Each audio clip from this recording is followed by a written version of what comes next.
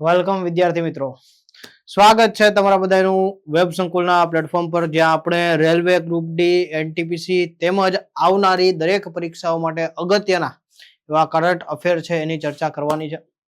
તો ચાલો ફટાફટ વિદ્યાર્થીઓ જોડાઈ જાઓ. જે કોઈ પણ વિદ્યાર્થીઓ નવા છે એમને ઇવેન્ટને લાઈક, શેર અને આપણી ચેનલને સબસ્ક્રાઇબ કરી દેવાની છે. આજે આપણે ચર્ચા શું કરશું? તો આજે આપણે એવા કરંટ અફેરની ચર્ચા કરીશું જે તમને કેન્દ્ર સરકારની પરીક્ષાઓમાં પૂછવામાં આવશે. અને જો પૂછવામાં આવશે તો તમને ખ્યાલ હોવો જોઈએ કે ભાઈ આપણે કયા કયા પોર્શનમાંથી વાંચીએ છીએ. જો ખરેખર કરંટ એક એવી વસ્તુ છે કે ફક્ત રેલવેની વાત નથી. રેલવે છે, એસએસસી એમટીએસ છે, અથવા તો કોઈ પણ, હમણાં તમને ખ્યાલ છે કે ભાઈ આરબીઆઈ ની પણ એક જાહેરાત આવેલી છે. તો આવી કોઈ પણ વસ્તુમાં તમને કામ લાગે એવું આપણે કરંટ અફેર જોવાનું છે. તો ચાલો ફટાફટ શરૂ કરીએ છીએ. બધા જ વિદ્યાર્થીઓનું સ્વાગત છે આપણા પ્લેટફોર્મ પર. અને જોઈએ આપણે અહીંયા, પરંતુ એની પહેલા ખાસ તમને અગત્યની વાત કરવાની છે કે ભાઈ મિશન 2026 અંતર્ગત મહેનત છે મેરિટ તક. આપણો ઉદ્દેશ્ય એ છે કે ભાઈ વેબ સંકુલ દ્વારા તમને 26 જાન્યુઆરી 2026 ના એક દિવસ માટે, એટલે કે ભાઈ 26 કલાક છે કુલ, 25 જાન્યુઆરી રાત્રે 10 વાગ્યાથી લઈ તો 26 જાન્યુઆરી રાત્રે 12 વાગ્યા સુધી. Okay, yes. તો આ 26 કલાક માટેની ઓફર છે. જો અહીંયા તમે જોઈ શકો છો, 25 જાન્યુઆરી રાત્રે 10 થી લઈ, યસ, ઓકે, યસ. જો તમે જોઈ શકો છો ભાઈ, આ 25 જાન્યુઆરી રાતે 10 થી લઈ 26 જાન્યુઆરી રાતે 12 વાગ્યા સુધી શું છે કે તમે કોઈ પણ કોર્સ ખરીદો છો ને તો 1 મહિના માટે 99 રૂપિયા છે, 6 મહિના માટે 594 રૂપિયા છે, 12 મહિના માટે 1188 રૂપિયા છે અને 24 મહિના માટે 2376. એટલે 1 મહિનો તમને ફક્ત 99 રૂપિયામાં પડે છે. લાઈવ બેચ, યસ, સોરી, શું કહેવાય, આપણા સ્માર્ટ કોર્સીસ છે. તો જો આમાં તમારે જોડાવવું છે ને તો વહેલી તકે આપણે એપ્લિકેશન ડાઉનલોડ કરવાની છે, વેબ સંકુલ ઓફિશિયલ એપ્લિકેશન, અને કોર્સમાં જોડાવાનું છે. પરંતુ આ સમય દરમિયાન જોડાવાનું રહેશે 25 જાન્યુઆરી રાતે 10 વાગ્યાથી લઈ તો 26 જાન્યુઆરી રાતે 12 વાગ્યા. ઓકે, તો આ વાત થઈ. જો કોઈ પણ કોર્સ આવી ગયો, કેન્દ્ર સરકારનો હોય, રાજ્ય સરકારનો હોય, કોઈ પણ સ્માર્ટ કોર્સ તમારે જોતો હશે તો એમાં તમે જોડાઈ શકો. તો હવે આપણે રિસન્ટ ન્યૂઝની ચર્ચા કરીએ છીએ. તમને લોકોને ખ્યાલ હશે, અમુક આપણે હેડલાઇન્સ જોઈશું, અમુક આપણે એમસીક્યુઝ જોઈશું, અમુક આપણે વન લાઇનર ટાઈપ જોઈશું, કારણ કે આમાંથી તમને પ્રશ્નો પૂછાય છે. તમને એમ થાય ને કે સાહેબ આપણે કેન્દ્ર સરકારની પરીક્ષા પાસ કરવી છે તો કેવી રીતના કરશું? તેના માટે આ જે કરંટ છે ને આની નોટ્સ બનાવવી જરૂરી છે. ઓકે, આની નોટ્સ છે અથવા તો આ જે લેક્ચર છે એનું કન્ટેન્ટ છે તમારી પાસે હોવું જરૂરી છે. આજે લેક્ચર જોવાનો છે, જે વસ્તુ તમને યાદ નથી રહેતી એ નોટ્સ બનાવી લેવાની. તો ભાઈ આપણે ન્યૂઝ બાબતે વાત કરીએ કે ભાઈ 40 અંડર 40 લોયર એવોર્ડ્સ નવી દિલ્હીમાં આયોજિત કરવામાં આવ્યો હતો. BWD legal world 40 under 40 and legal influencer award, બરોબર ને? તો પછી રેડ સી, આ ક્યાં આયોજન થયું હતું ને એ તમને પૂછે તો ભાઈ ન્યૂ દિલ્હી ખાતે આયોજન થયું હતું, બરોબર? યસ. ક્યાં આયોજન થયું હતું? નવી દિલ્હી ખાતે આયોજન થયું હતું, યસ.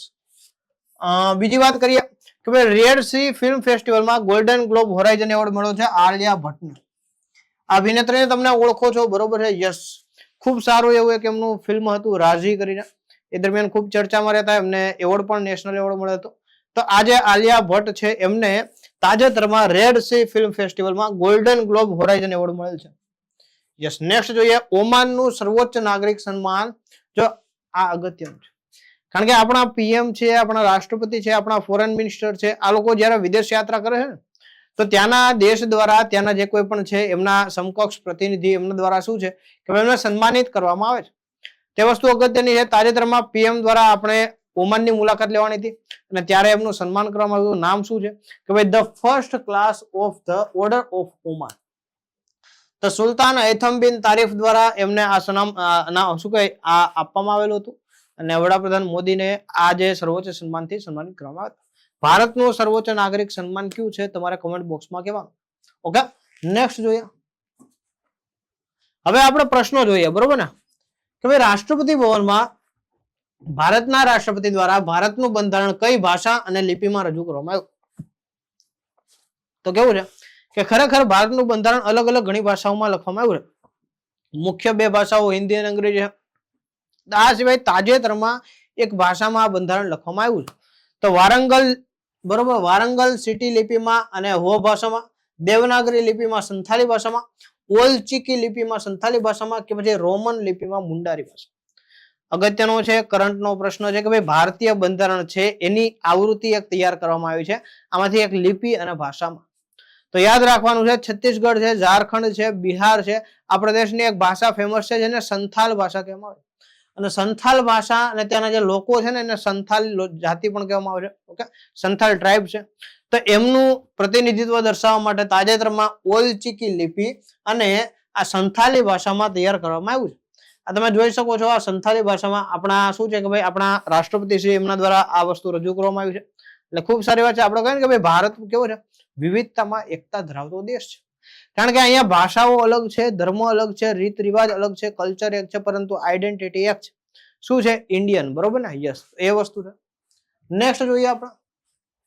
તો ગગનયાન ક્રૂ મોડ્યુલમાં ઉપયોગમાં લેવાતા ડ્રોગ પેરાશૂટ માટે લાયકાત પરીક્ષણો ઈસરોએ ક્યાં હાથ ધર્યા? તમને ખ્યાલ છે કે ભાઈ આપણને ખ્યાલ છે કે ભાઈ 2027 શું છે? યસ,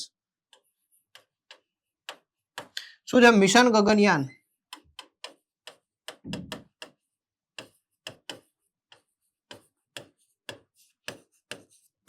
યસ, ત્રણ ભારતીય લોકોને શું છે કે ભાઈ સ્પેસમાં મોકલવાની વાત છે મિશન ગગનયાન અંતર્ગત. લોઅર અર્થ ઓર્બિટ. તમને કેમ કે ભાઈ કઈ કક્ષામાં મોકલવાના છે? તો લિયોમાં મોકલવાના છે, લોઅર અર્થ ઓર્બિટમાં મોકલવાના છે. તો આના અંતર્ગત ડ્રોગ પેરાશૂટ છે એનું તાજેતરમાં શું છે ટેસ્ટિંગ કરવામાં આવ્યું હતું. અને આ ટેસ્ટિંગ કઈ જગ્યાએ થયું? Satish Dhawan space centre. અહીંયા સ લખવાનો છે. Yes, Satish Dhawan space centre, terminal ballistic research laboratory Chandigarh, Vikram Sarabhai space centre Thiruvananthapuram, કે પછી ડીઆરડીઓ ફ્લાઇટ ટેસ્ટ રેન્જ. તો યાદ રાખજો આ કઈ જગ્યાએ થયું? Terminal ballistic research laboratory Chandigarh. તો ચંદીગઢ ખાતે આ ડ્રોગ પેરાશૂટ છે એનું ટેસ્ટિંગ કરવામાં આવ્યું છે ઈસરો દ્વારા.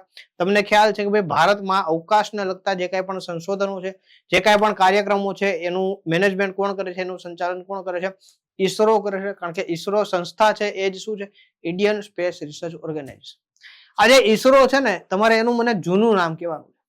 નવું નામ તો ઈસરો છે, બરોબર છે, પરંતુ એનું જૂનું નામ શું હતું એ તમારે કહેવાનું. અને સૌ પ્રથમ અધ્યક્ષ કોણ હતા એ પણ કહેવાનું. જો વચ્ચે તમને આવા હોમવર્ક નાના આપતો જઈશ કે જેથી કરીને તમે એ વસ્તુમાં થોડુંક એફર્ટ આપો. તમે ઈસરો કરીને સર્ચ કરશો એટલે તમને એનું જૂનું નામ બતાવશે. ઓકે, યસ, એ ઇન્કોસ્પાર તરીકે ઓળખાતું, પરંતુ એ ઇન્કોસ્પાર નું પૂરું નામ તમારે કહેવાનું છે. Okay, yes. નેક્સ્ટ જોઈએ.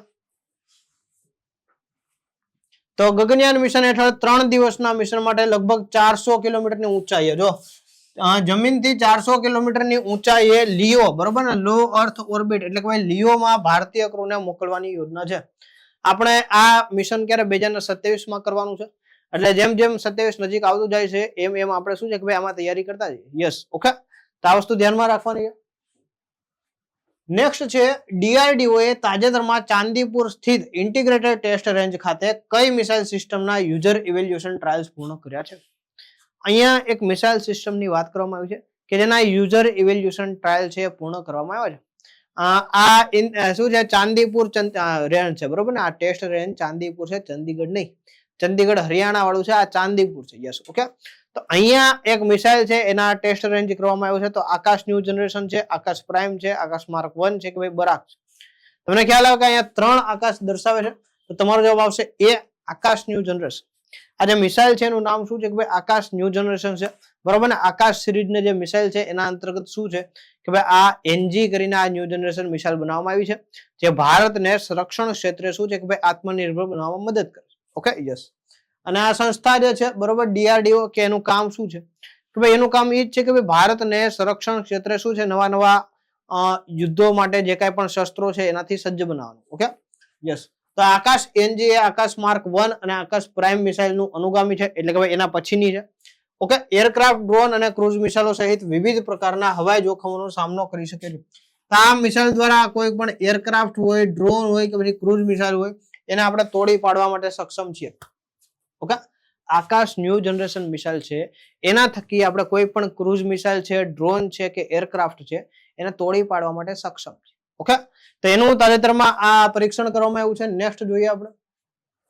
ફેબ્રુઆરી 2026માં ઉદ્ઘાટન ખેલો ઇન્ડિયા ટ્રાઇબલ ગેમ્સ ક્યાં યોજાશે? યસ, તો આનું આયોજન હમણાં 12 કે 13 ફેબ્રુઆરી થી શરૂ થવાનું છે. તો રાંચી ઝારખંડ છે, રાયપુર છત્તીસગઢ છે, ભુવનેશ્વર ઓડિશા છે, બિલાસપુર છત્તીસગઢ છે.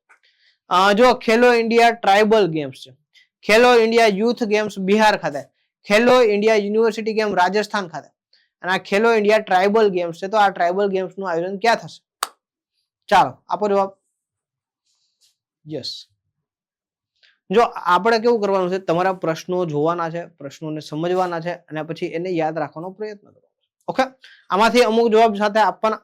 તમારે ટોટલ કહેવાનું કે ટોટલ આપણા 40, 50, 60 જે કઈ પણ પ્રશ્નો છે એમાંથી તમારા કેટલા સાચા પડ્યા. કારણ કે આનાથી ખ્યાલ આવશે ખરેખર કરંટ તમે કેન્દ્ર સરકારની પરીક્ષા માટે શું વાંચો. આપણા જે પ્રશ્નો છે ને આમાં તમને ગુજરાત સરકારના ન્યૂઝ નહીં જોવા મળે, આ સ્થાનિક ભરતીઓ માટેના ન્યૂઝ નહીં જોવા મળે.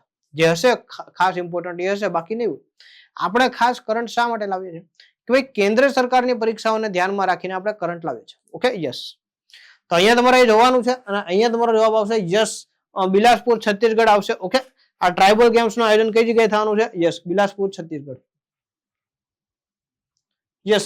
તો મનસુખ માંડવિયા આપણા જે છે બરોબર છે, યસ, મંત્રી, એમના દ્વારા શું છે કે ભાઈ આનું ઉદઘાટન કરવામાં આવ્યું, લોગો અને થીમ નક્કી કરવામાં આવ્યું છે. ખેલો ઇન્ડિયા ટ્રાઇબલ ગેમ્સ 14 ફેબ્રુઆરી 26 થી, જો ક્યારથી? યસ, 14 ફેબ્રુઆરી 26 થી આયોજન થવાનું છે. ઓકે, અને છત્તીસગઢના બિલાપુરમાં આનું આયોજન થવાનું છે. Okay, yes, Bilaspur. નેક્સ્ટ જોઈએ આપણે. સત્તાવાર મેસ્કોટ એક મોરવીર કરીને જાહેર કરવામાં આવ્યું છે. આ જે ગેમ છે ટ્રાઇબલ ગેમ્સ, એમાં મોરવીર જે છે એને મેસ્કોટ તરીકે જાહેર કરવામાં આવ્યું છે. ઓકે, જે શું છે કે ભાઈ આ જે છે બરોબર ને ટ્રાઇબલ જાતિઓ છે એમના હિંમત, ઓળખ અને ગૌરવનું પ્રતીક છે. Okay, yes. અને આપણે ખ્યાલ છે કે ભાઈ ભારતનું જે કલ્ચરલ હેરિટેજ છે બહુ રીચ છે, બરોબર ને, ખૂબ બધી વિશેષતાઓ છે. તમે જુઓ, ધર્મ છે, જ્ઞાતિ છે, અલગ અલગ ઘણી જ વિવિધતાઓ છે, રીતિ રિવાજો છે, આ બધું શું છે ભાઈ એ સમૃદ્ધ છે. ઓકે, તો આ ટ્રાઇબલ જે કલ્ચર છે એને ખાસ પ્રમોટ કરે છે. નેક્સ્ટ જોઈએ, રુસન્ટ આપણે હેડલાઇન જોઈએ તો ભાઈ ACC men's under Asia Cup 2025 ની 12મી આવૃત્તિનું આયોજન યુનાઇટેડ અરબ અમીરાત દ્વારા આઈસીસી એકેડમી ગ્રાઉન્ડ અને 7 સ્ટેડિયમ દુબઈ ખાતે થશે. Okay, yes. અહીંયા થશે. પછી સ્મૃતિ મંધાના T20 ઇન્ટરનેશનલ મેચમાં 4000 થી વધુ રન કરનાર પ્રથમ ભારતીય બોલર બનેલા છે. T20 ઇન્ટરનેશનલમાં 4000 થી વધુ રન કરનાર સૌપ્રથમ ભારતીય બેટ્સમેન, ઓકે, બોલર નહીં, બેટ્સમેન બન્યા છે. કોણ? તો કે ભાઈ સ્મૃતિ મંધાના બન્યા છે.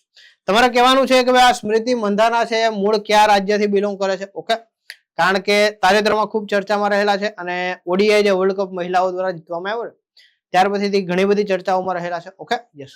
તે બાબતે તમારે કહેવાનું કે ભાઈ મૂળ ક્યાંથી બિલોંગ કરે છે. અને badminton world federation world tour 2025 ની 8મી આવૃત્તિ, તો આ વખતે આવૃત્તિ કેટલામી હતી 2025 માં? તો કે સાહેબ 8મી આવૃત્તિ હતી અને 29 ટુર્નામેન્ટનો સમાવેશ કર્યો હતો. યસ, અને તેનો સમાવેશ થયો હતો, બરોબર છે, yes. Asian youth para games, જેને એપીવાયજી તરીકે આપણે ઓળખીએ છીએ, તો આનું આયોજન દુબઈ ખાતે થયું હતું. ઓકે, દુબઈ યુનાઇટેડ અરબ એમિરાત, જેને આપણે યુએઈ કહીએ છીએ, તો યુએઈ દુબઈ ખાતે એનું આયોજન થયું હતું. યસ. નેક્સ્ટ વસ્તુ બીજું શું છે કે ભાઈ ભારતમાં પૂર્વ બંગાળ ફૂટબોલ ક્લબે પ્રથમ દક્ષિણ એશિયન ફૂટબોલ ફેડરેશનનું ચેમ્પિયનશિપ જીતી લીધું છે. કેવું છે ભાઈ? ઈસ્ટ બેંગાલ છે, બરોબર, વેસ્ટ બંગાળ નહીં. તો ભારતની ઈસ્ટ બેંગાલ જે એશિયન ફૂટબોલ ક્લબ છે એમના દ્વારા શું છે કે ભાઈ જીતવામાં આવ્યું South Asian football. Okay, yes, SAFF અંતર્ગત આયોજન. પુડુચેરીના રોક બીચ ખાતે fit India Sunday on cycle ચળવળની પહેલ વર્ષગાંઠની નેતૃત્વ કોણે કર્યું? પુડુચેરી, તમને ખ્યાલ છે કે ભાઈ પુડુચેરી છે એનું એક રોક બીચ છે, ત્યાં ફિટ ઇન્ડિયા જે સન્ડે ઓન સાયકલ નામની આ ઇનિશિયેટિવ છે, આ મિશન છે, કોણે ચાલુ કર્યું? અનુરાગ ઠાકુર છે, મનસુખ માંડવિયા છે, પિયુષ ગોયલ છે, ધર્મેન્દ્ર પ્રધાન છે. અલગ અલગ આપણા મંત્રીઓ છે જેના અંતર્ગત આપણે વાત કરી શકીએ અને આપણને ખ્યાલ આવે કે ભાઈ આમાંથી કોણ એ વ્યક્તિ છે કે જેમણે આનું ઉદ્ઘાટન કર્યું હતું, આની શરૂઆત કરી હતી. ચાલો, શું આવશે જવાબ? જવાબ તમારે આપવાનો છે, પ્રયત્ન કરવાનો છે સાચો જવાબ આપવા માટે. યસ. તો અહીંયા તમારો જવાબ આવશે મનસુખ માંડવિયા, બરોબર છે, યસ. મનસુખ માંડવિયા જે આપણા કેબિનેટ મિનિસ્ટર છે એમના દ્વારા શું છે કે ભાઈ fit India Sunday on cycle, કે ભાઈ રવિવારે સાયકલ ઉપર તમારે સમય પસાર કરવાનો કે જેથી કરીને તમારું શરીર ફિટ રહે, પ્લસ તમારે શું છે કે ભાઈ બીજી કોઈ વસ્તુનું ઉપર આધાર ના રાખવો પડે. Okay, yes. તો એ વસ્તુ છે. નેક્સ્ટ જોઈએ, ગ્લોબલ ચેસ લીગ 2025 ની 3જી આવૃત્તિ કઈ ટીમે જીતી? ગ્લોબલ ચેસ લીગ નું આયોજન કરવામાં આવ્યું હતું અને એની 3જી આવૃત્તિ છે. યસ, તો એ કોના દ્વારા જીતવામાં આવ્યું છે? તો અહીંયા જવાબ તમારે ખાલી યાદ રાખવાનો છે કે ભાઈ અલ્પાઇન એસજી પાઇપર્સ દ્વારા. ઓકે, અલ્પાઇન એસજી પાઇપર્સ દ્વારા જીતવામાં આવ્યું છે. યસ. અને મુંબઈમાં આયોજિત કરવામાં આવ્યું હતું. આનું જો ક્યાં થયું હતું? મુંબઈ ખાતે આયોજન થયું હતું. Yes, okay. Mahindra global chess league 2025 તરીકે પણ ઓળખાય છે કારણ કે મહિન્દ્રા દ્વારા આનું આયોજન કરવામાં આવે છે અને વિશ્વ કક્ષાના જે કોઈ પણ ચેસ પ્લેયર હોય એમને અહીંયા બોલાવવામાં આવે છે. તો આલ્પાઇન એસજી જે પાઇપર્સ છે એમના દ્વારા શું છે કે ભાઈ આ વસ્તુ કરવામાં આવી હતી. યસ. નેક્સ્ટ જોઈએ આપણે. ઈસરો એ તાજેતરમાં, યસ, ઇસરોએ તાજેતરમાં બ્લુ બર્ડ બ્લોક 2 ઉપગ્રહ કયા હેતુ માટે શરૂ કર્યો? એક સેટેલાઇટ છે જેનું નામ આપ્યું છે blue bird. Okay, blue bird block 2 આ સેટેલાઇટ છે, એનું કામ શું છે? પૃથ્વીનું નિરીક્ષણ અને હવામાન આગાહી માટે, લશ્કરી દેખરેખ માટે, સ્માર્ટફોન સાથે ડાયરેક્ટ સેલ્યુલર બ્રોડબેન્ડ કનેક્ટિવિટી માટે, નેવિગેશન અને પોઝિશનિંગ માટે. એટલે કે ભાઈ દિશા સૂચકતા અને શું છે ભાઈ પોઝિશનિંગ, એટલે કે ભાઈ સંચરણ પ્રણાલી માટે, જેને આપણે જીપીએસ કહીએ. બરોબર, જીપીએસ શું છે? એક પ્રકારની સંચરણ પ્રણાલી છે. બરોબર, નેવિગેશન સિસ્ટમ છે. આમાંથી આ જે બ્લુ બર્ડ છે શા માટે લોન્ચ કરવામાં આવ્યું છે? તો યાદ રાખજો, આ બ્લુ બર્ડ છે સેટેલાઇટ એ ખાસ સ્માર્ટફોન સાથે ડાયરેક્ટ સેલ્યુલર કનેક્ટિવિટી. ઓકે, તમારે કોઈ પણ માનો કે ભાઈ હવે એવું આગળ જતા સુવિધા આવશે કે તમારે કોઈ પણ ટેલિકોમ કંપનીનું સિમ કાર્ડ નથી તો પણ તમારા મોબાઈલ ફોનથી તમે ઇન્ટરનેટ એક્સેસ મેળવી શકો. શેના દ્વારા? તો કહેવાય બ્લુ બર્ડ કનેક્ટિવિટી દ્વારા. આનું સાદું ઉદાહરણ આપું તો કઈ રીતના કામ કરે ખબર છે? આપણા ઘરે જે ટીવી ચેનલોમાં જે ટીવી ચેનલ્સ આવે, બરોબર ને, સેટેલાઇટ થ્રુ આવે D2H, તો એમાં જે અમુક તમારે ટીવી ચેનલો કેમ ફ્રી આવે છે અને અમુક સેવાઓ માટે તમારે પૈસા દેવા પડે. તો આવી રીતના શું છે કે ભાઈ અમુક જે બેઝિક ઇન્ટરનેટ સુવિધા છે તમને ફ્રી મળશે, પ્લસ એડિશનલ કોઈ પણ સર્ફિંગ કેવું કરવું છે તેના માટે તમારે રિચાર્જ કરવું પડશે. ઓકે, તો એ બધી વસ્તુ વ્યવસ્થિત બને એટલા માટે આ બ્લુ બર્ડ છે એને લોન્ચ કરવામાં આવ્યું છે. કોમ્યુનિકેશન સેટેલાઇટ જેને કહે છે. તો આ જે છે ડાયરેક્ટ સેલ્યુલર બ્રોડબેન્ડ કનેક્ટિવિટીને સક્ષમ બનાવે છે કોઈ પણ ખાસ હાર્ડવેર વિના. એટલે કે ભાઈ 4G 5G calls, video call, messaging સુવિધા આપે. તો તમારે કોઈની ઉપર ડિપેન્ડ નહીં રહેવું પડે કે તમારે કોઈ XYZ કંપનીનું કાર્ડ લ્યો ને તો જ પછી તમે કોલ કે મેસેજ કરી શકો, ઇન્ટરનેટ કરી શકો, એવું નહીં. આગળ જતા એવું થશે કે ભાઈ તમારી પાસે ફોન છે એની સાથે આ ડાયરેક્ટ કનેક્ટ થઈ જશે અને તમારે શું છે કે ભાઈ આસાનીથી મોબાઈલ ફોનનો ઉપયોગ કરી શકશો. કોલ છે, વિડીયો કોલ છે, મેસેજીસ છે, એ બધી વસ્તુઓ કરી શકશો. ઓકે, સમય લાગશે પરંતુ થશે. યસ. દિલ્હીના મુખ્યમંત્રી દ્વારા માત્ર ₹5 પર પ્લેટમાં પૌષ્ટિક ભોજન પૂરું પાડવા માટે કઈ યોજના શરૂ કરવામાં આવી? પહેલા તો દિલ્હીના મુખ્યમંત્રી કોણ છે? દિલ્હીના ચોથા મહિલા મુખ્યમંત્રી. બરોબર છે, એ કોણ છે તમારે કમેન્ટ બોક્સમાં કહેવાનું છે, કારણ કે અગાઉ 3 અલગ અલગ મહિલાઓ ત્યાં દિલ્હીમાં મુખ્યમંત્રી બની ગયા. હાલમાં જે મહિલા મુખ્યમંત્રી છે કેટલા માટે? ચોથા છે. તેમના દ્વારા એક ખાસ યોજના શરૂ કરવામાં આવી અને શ્રમિકો જે છે, બરોબર ને, તમને ખ્યાલ છે કે ભાઈ શ્રમિકો માટે પૌષ્ટિક ભોજનની વાત કરવામાં આવે તો આના અંતર્ગત એમણે એમ કીધું કે ભાઈ ફક્ત ₹5 તમને દાળ ભાત મળશે, એક સબ્જી મળશે અને રોટલી મળશે. આટલી વસ્તુ અવેલેબલ થશે. તે કઈ યોજના અંતર્ગત? ઇન્દિરા કેન્ટીન યોજના, અટલ કેન્ટીન યોજના, અન્નપૂર્ણા ભોજન યોજના કે દીનદયાળ રસોઈ યોજના. તમારે એક વસ્તુ સમજવાની, જો આ કોઈ યોજનાઓ કોઈ રાજ્યમાં કે કેન્દ્ર સરકાર લાગુ પડે ને તો કયા પક્ષની સરકાર છે એના સંદર્ભમાં નામ રાખવામાં આવે. જો ભાજપ પક્ષની સરકાર હોય તો ભાઈ ઇન્દિરાબેન તો કોંગ્રેસથી બિલોંગ કરતા, એટલે તમે ડાયરેક્ટ એક ઓપ્શન આનાથી જતું રહે કે ભાઈ ઇન્દિરાબેન તો નહીં આવે. ઓકે, તો બીજું શું આવે કે ભાઈ અટલ કેન્ટીન યોજના નામ આપવામાં આવ્યું. ઓકે, શું નામ આપવામાં આવ્યું? અટલ કેન્ટીન યોજના. અહીંયા તમે જોઈ શકો છો કે ભાઈ ફક્ત ₹5 પૌષ્ટિક ભોજન છે, એક સબ્જી છે, બરોબર, એક સબ્જી છે, દાળ ભાત છે અને રોટલી છે. ઓકે, આટલી વસ્તુઓ મળે છે ₹5. ખૂબ સારું કહેવાય. યસ. અને આવી અલગ અલગ કેટલી 100 જેટલી કેન્ટીન અત્યારે પહેલા ધોરણે શરૂ કરવામાં આવી છે. આગળ જતા આમાં વધારો પણ થઈ શકે છે. એટલે યાદ રાખવાનું કે ભાઈ અટલ કેન્ટીન છે એ કોના દ્વારા? તો કે ભાઈ દિલ્હીના મુખ્યમંત્રી શ્રીમતી રેખા ગુપ્તા. ઓકે, એમના દ્વારા શરૂ કરવામાં આવેલ છે. યસ. મધ્યપ્રદેશના કયા જિલ્લાઓમાં જાહેર ખાનગી ભાગીદારી મોડેલ હેઠળ ભારતની પ્રથમ મેડિકલ કોલેજ સ્થાપિત થવા જઈ રહી છે? આ જાહેર ખાનગી ભાગીદારી મતલબ કે ભાઈ આવક અને ખર્ચમાં પ્રાઇવેટ કંપની અને સરકારનો સમાન હિસ્સો હોય. જો PPP નો મતલબ શું છે ખબર? Public private partnership.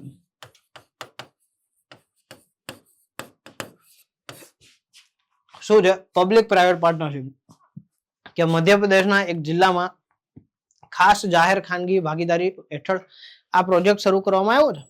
કે શું થશે કે ભાઈ મેડિકલ જે કંઈ પણ કોલેજીસ છે એની સ્થાપના થશે અને જેથી કરીને જે કોઈ પણ વિદ્યાર્થીઓ છે આગળ જતા ડોક્ટર બનવા માંગે છે અથવા તો મેડિકલ ફિલ્ડમાં જવા માંગે તો એ ત્યાં આસાનીથી શિક્ષણ મેળવી શકશે. તો આવું કઈ જગ્યાએ થયું છે? તો અહીંયા યાદ રાખવાનું છે કે ભાઈ આ જે વસ્તુ છે ધાર અને બેતુલ, આ બે જિલ્લાઓ છે. આ જિલ્લાઓ ક્યાંના છે? તો કે સાહેબ આ જિલ્લાઓ મધ્યપ્રદેશના છે, ત્યાં આ વસ્તુ કરવામાં આવે. આમાં કેવું હોય કે ભાઈ રાજ્ય સરકાર અને સ્થાનિક કોઈ પણ કંપની હોય બંનેનો હિસ્સો છે અને જેટલો હિસ્સો હોય એ પ્રમાણેની એમની શું છે કે ભાઈ માલિકી હક હોય છે, પરંતુ મુખ્યત્વે મોટો હિસ્સો સરકારનો હોય છે. આવક અને જાવક બંનેમાં રાજ્ય સરકાર અને ખાનગી કંપની બંને ભાગ લેતું હોય. ઓકે, યસ, એવી વસ્તુ છે. તો કેન્દ્રીય મંત્રી જેપી નડ્ડાએ આ વસ્તુ કરીને શું છે કે ભાઈ શિલાન્યાસ કર્યો છે. કયા દેશે 2036 સુધીમાં ચંદ્ર પર પરમાણુ ઉર્જા પ્લાન્ટ બનાવવાની યોજના જાહેર કરી છે? જુઓ છો ને તમે લોકો કે ભાઈ આ એટોમિક પાવર પ્લાન્ટ બનાવવાનો છે, કઈ જગ્યાએ? ચંદ્ર ઉપર બનાવવાનો છે. નક્કી કર્યું છે ભાઈ 10 વર્ષની વાર છે, 2026 ચાલે છે, 2036 સુધીમાં ત્યાં આપણો પરમાણુ ઉર્જા પ્લાન્ટ હશે. તો અમેરિકા છે, યુનાઇટેડ સ્ટેટ્સ છે, ચીન છે, યુરોપિયન યુનિયન છે કે પછી રશિયા, આ બધી કયો દેશ છે એમના દ્વારા કહેવામાં આવ્યું કે સાહેબ આપણે પરમાણુ ઉર્જા પ્લાન્ટ બનાવીશું. કઈ જગ્યાએ? તો કે સાહેબ ચંદ્ર ઉપર. 10 વર્ષનો સમયગાળો છે, ત્યાં સુધીમાં સંશોધનો કરવાના, વૈજ્ઞાનિકોને ત્યાં મોકલવાના, ત્યાં વ્યવસ્થિત લેન્ડિંગ કરવાનું, જમીન એક્વાયર કરવાની અને ત્યાં પરમાણુ ઉર્જા પ્લાન્ટ બનાવવાનો. તો આ બધી વસ્તુઓ બનાવવા માટે કોણે વાત કરી છે? યુરોપિયન યુનિયન દ્વારા વાત કરવામાં આવી છે. તો અહીંયા તમારો જવાબ શું આવશે? યુરોપિયન યુનિયન આવશે. ભારતમાં રાષ્ટ્રીય ખેડૂત દિવસ કઈ તારીખે ઉજવવામાં આવે છે? બરોબર ને, રાષ્ટ્રીય ખેડૂત દિવસ છે કઈ તારીખે ઉજવવામાં આવે છે?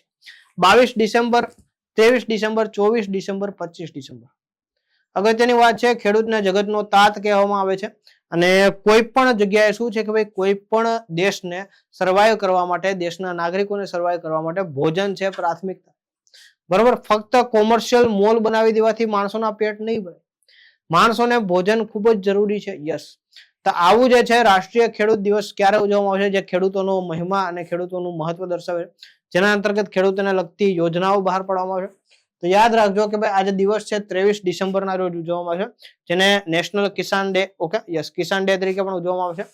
અને ચૌધરી ચરણસિંહ, બરોબર, આપણા જે એક સમયના વડાપ્રધાન હતા, એ પણ શું છે કે ભાઈ એને કિસાન નેતા તરીકે ઓળખવામાં આવે. તે કિસાન નેતાનો બર્થડે પણ આવે છે 23 ડિસેમ્બર, ઓકે, યસ. અહીંયા રહ્યું કે ભાઈ ચરણસિંહ ચૌધરી જે છે એમની જન્મ જયંતિ છે. આપણે કીધું કે ભાઈ આ જે કિસાન નેતા હતા અને ખૂબ સારું એવું કૃષિઓ માટે કામ કરેલા છે, તો ભૂતપૂર્વ વડાપ્રધાન રહેલા છે, ઓકે. ને 2001 થી એને સત્તાવાર રીતે ઉજવવાનું શરૂ કરવામાં આવ્યું, ઓકે. તો ચૌધરી ચરણસિંહજી જે આપણા શું છે કે ભાઈ એની 123મી આ વખતે જન્મ જયંતિ છે અને એમના બર્થડે ને આપણે શું છે રાષ્ટ્રીય કિસાન દિવસ તરીકે ઉજવીએ. એમની જે સમાધિ છે એને કિસાન ઘાટ તરીકે ઓળખવામાં આવે છે, ઓકે, યસ. 25 ડિસેમ્બરે ભારતમાં અટલ બિહારી વાજપેયીજીની જન્મ જયંતિ નિમિત્તે કયો દિવસ ઉજવવામાં આવે છે?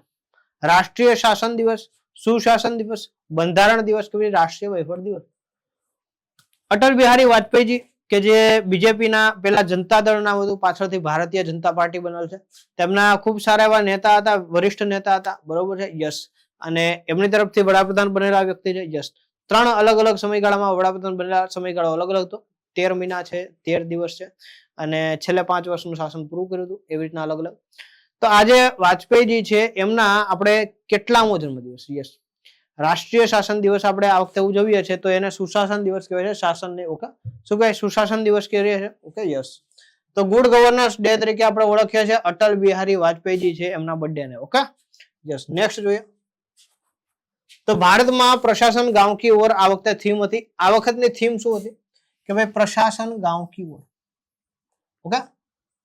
19 થી 25 ડિસેમ્બર દરમિયાન સુશાસન સપ્તાહ પણ ઉજવવામાં આવે છે, ઓકે, યસ. એટલે ગુડ ગવર્નન્સ વીક કે તો 19 થી 25 ડિસેમ્બર, ઓકે. 25 થી બીજી નહીં, બરોબર, 25 થી બીજી જાન્યુઆરી નહીં, 19 થી 25 ડિસેમ્બર ને ગુડ ગવર્નન્સ વીક અને છેલ્લો જે 25 ડિસેમ્બર આવે ને શું કહેવાય? Good governance day. શું કામ? કે ત્યારે અટલજીનો બર્થડે છે, ઓકે, યસ. અને ખૂબ સારા એવા વ્યક્તિત્વ ધરાવતા નેતા હતા, બરોબર, કારણ કે એમને કવિતાઓના શોખીન હતા અને આમ કેવાય કે ભાઈ બહાદુર નેતા હતા, ઓકે, યસ. સંગઠિત ગુના અને આતંકવાદ સાથે જોડાયેલ નેટવર્કનો સામનો કરવા માટે કયા મંત્રાલય દ્વારા સૌપ્રથમ રાષ્ટ્રીય સ્તરનો સંગઠિત ગુના network database, organised crime network database, બરોબર ને? સંગઠિત ગુના એટલે કેવા? જો તમે બાઇક લઈને જતા હોય ને કોઈની સાથે અથડાઈ જાઓ, તો તમારું પ્લાન કરેલું નતું, અચાનક ઘટના બની, બંને ગરમા ગરમીમાં થોડી ઘણી માથાકૂટ થઈ જાય, ભલે ગુનો થાય છે, ગુનો બને છે, બરોબર, પરંતુ કેવી કે ભાઈ એ પ્લાન ગુનો નતો, બરોબર. જયારે સંગઠિત ગુના ઓર્ગેનાઇઝ ક્રાઇમ એટલે કેવા? મગજમાં નક્કી થાય કે ભાઈ કાલે બપોરે 12 વાગે મારે બેંક લૂંટવા જવું, એના માટે આ 5 જણા જોશે, આ વાહનો જોશે, આટલા હથિયાર જોશે અને ત્યાં જઈને આમ કામ કરવાનું. તો આવું તમે પહેલેથી પ્લાનિંગ કરીને પછી જાઓ છો, બધી જે કાંઈ પણ શસ્ત્ર સરંજામ તમારો લઈને, તો આવા જે ગુનાઓ છે એને શું કહેવાય? ઓર્ગેનાઇઝ્ડ ક્રાઇમ કહેવાય. તો આ જે ઓર્ગેનાઇઝડ ક્રાઇમ છે એની સામે નેટવર્ક ઊભું કરવા માટે એમનું એક ડેટાબેઝ બનાવવા માટે ઓર્ગેનાઇઝડ ક્રાઇમ નેટવર્ક ડેટાબેઝ આ વસ્તુ શરૂઆત કરવામાં આવી છે. કોના દ્વારા? ડિફેન્સ મિનિસ્ટ્રી છે, ગૃહ મંત્રાલય છે એટલે કે ભાઈ મિનિસ્ટ્રી ઓફ હાઉસિંગ અફેર, કાયદા અને ન્યાય મંત્રાલય છે, માહિતી પ્રસારણ મંત્રાલય. ચાલો શું તો અહીંયા તમારો જવાબ આવશે ગૃહ મંત્રાલય આવશે. ઓકે, કારણ કે પોલીસ ખાતું એ કોના અંતર્ગત આવે છે? ગૃહ મંત્રાલય અંતર્ગત આવે. તમારે કહેવાનું છે કે ભાઈ ભારતના ગૃહમંત્રી કોણ છે?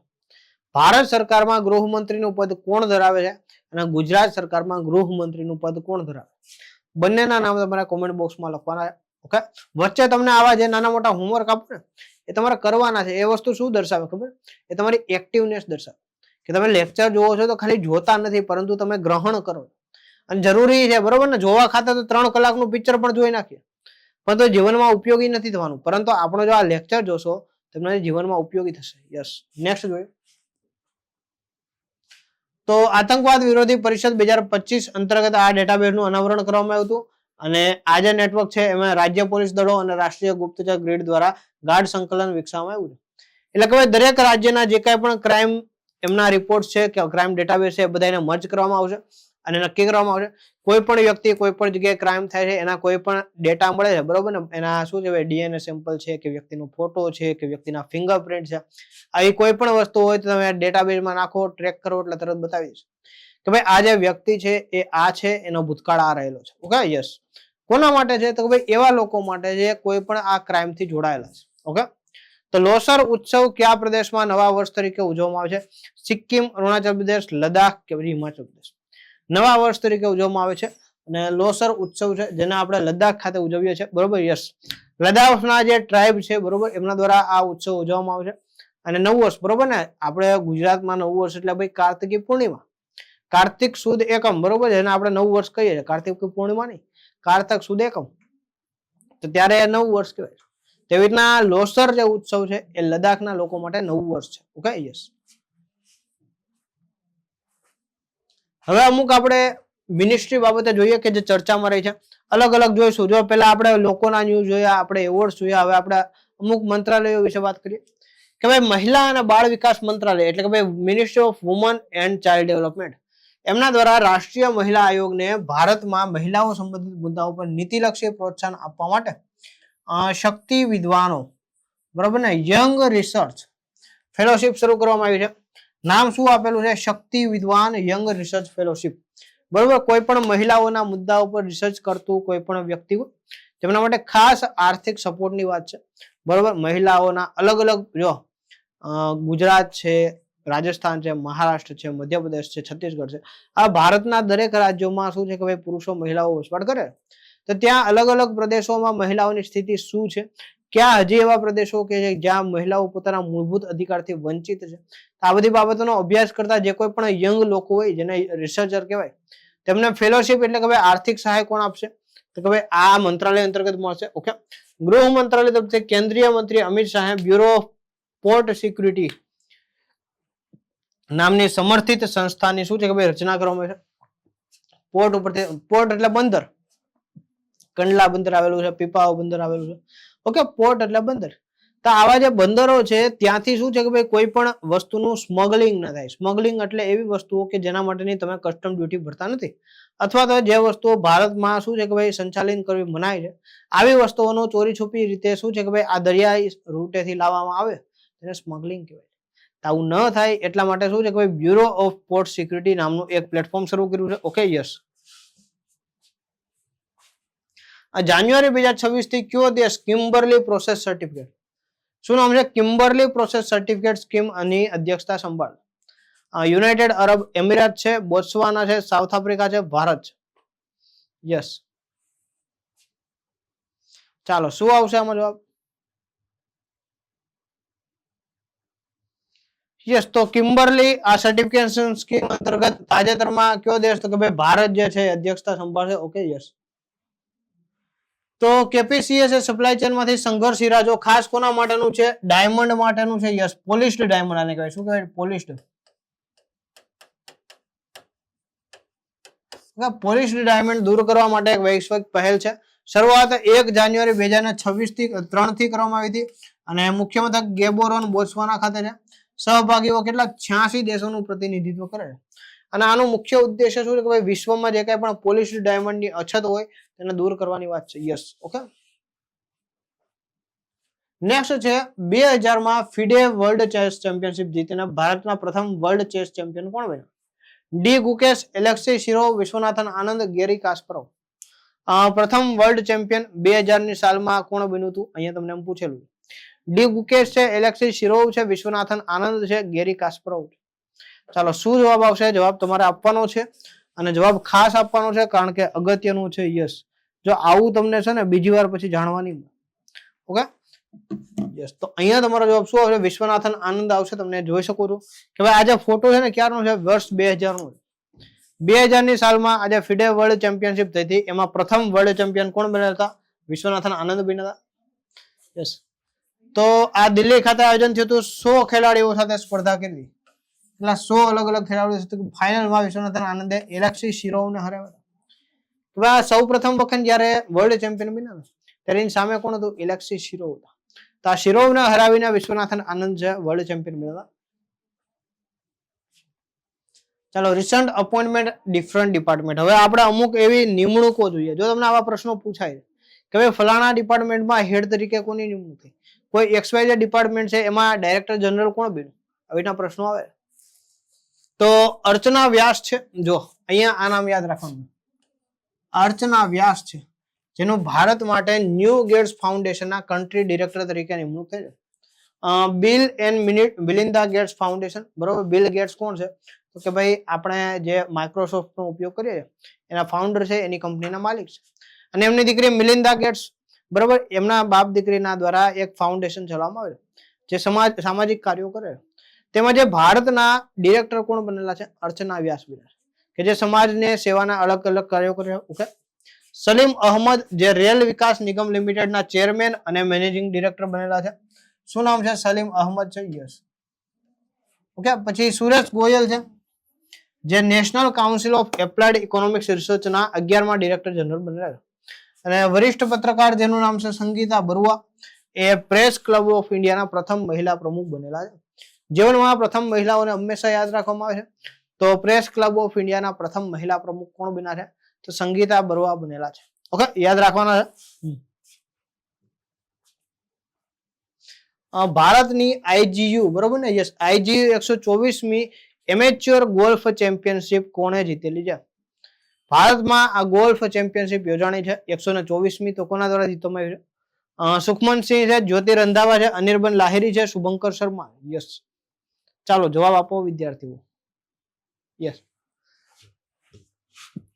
તો કોના દ્વારા આ જીતવામાં આવ્યું છે? યસ, તો આવશે સુખમન સિંહ. ઓકે, સુખમન સિંહ દ્વારા આ જીતવામાં આવ્યું છે ગોલ્ફ ચેમ્પિયનશિપ. યસ. નેક્સ્ટ જોઈએ તો ઐતિહાસિક આ ટોલીગંજ ક્લબ ખાતે આ પ્રદર્શન કરીને જીતેલું છે. 1892માં પ્રથમવાર IGU એમેચ્યોરશિપ વિશ્વની સૌથી લાંબી ચાલતી amateur match play golf tournament તરીકે ઓળખાય છે. ઓકે, ટૂંકમાં ઘણા ટાઈમથી ચાલે છે, 1892 થી ચાલે છે. આ વખતે કેટલામાંથી? 124મી. અને કોના દ્વારા જીતવામાં આવ્યું છે? તો કે ભાઈ સુખમન સિંહ દ્વારા જીતવામાં આવ્યું છે. યસ, ટોલીગંજ ક્લબ ખાતે. ઓકે. હવે recent news headline related to festival અને ફેર, એટલે કે ભાઈ અલગ અલગ ઉત્સવો અને તહેવારોને લગતા આપણે હવે અમુક ન્યૂઝ જોઈ લઈએ. પેલું અહીંયા છે ભાઈ ચરાઈચુંગ ઉત્સવ. શું નામ છે? ચરાઈચુંગ ઉત્સવ. તો એશિયાના પ્રથમ સંરક્ષિત શાહી પક્ષી અભયારણ્ય વિશે જાગૃતિ લાવવા માટે, બરોબર ને? ચરાઈચુંગ શું છે? એ પક્ષી છે, બરોબર. તારે પક્ષી છે એની વિશે જાગૃતિ ફેલાવવા માટે આ ઉજવવામાં આવે છે. કઈ જગ્યાએ? માજુલી દ્વીપ. માજુલી આ આઇલેન્ડ ક્યાં આવેલો છે? આસામ ખાતે આવેલો છે, ત્યાં ઉજવવામાં આવે છે. પછી કંબાલા છે, કંબાલા કાપણીની મોસમ, બરોબર ને? જેને આપણે શું કહેવાય? હાર્વેસ્ટિંગ સિઝન કહેવાય, અંગ્રેજીમાં હાર્વેસ્ટિંગ સિઝન. તો આ કાપણીની મોસમ પછી ઉજવાય છે શિવજીનો આભાર માનવા માટે, બરોબર છે? યસ, ભગવાનનો આભાર માનવા માટે. કેવું છે કે ભાઈ ભેંસ દોડનું આયોજન કરવામાં આવે.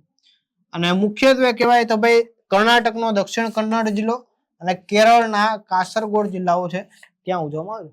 એટલે કે ભાઈ મુખ્યત્વે કર્ણાટક અને કેરળમાં આ કંબાલા ઉત્સવનું આયોજન થાય છે, જેમાં 2 ભેંસ લઈને એક વ્યક્તિ ચાલે છે, આગળ દોડે છે, ભેંસની રેસ થાય છે. ઓકે, આ ટાઈપની વાત છે. યસ, તો અહીંયા એ વસ્તુ જોવાની.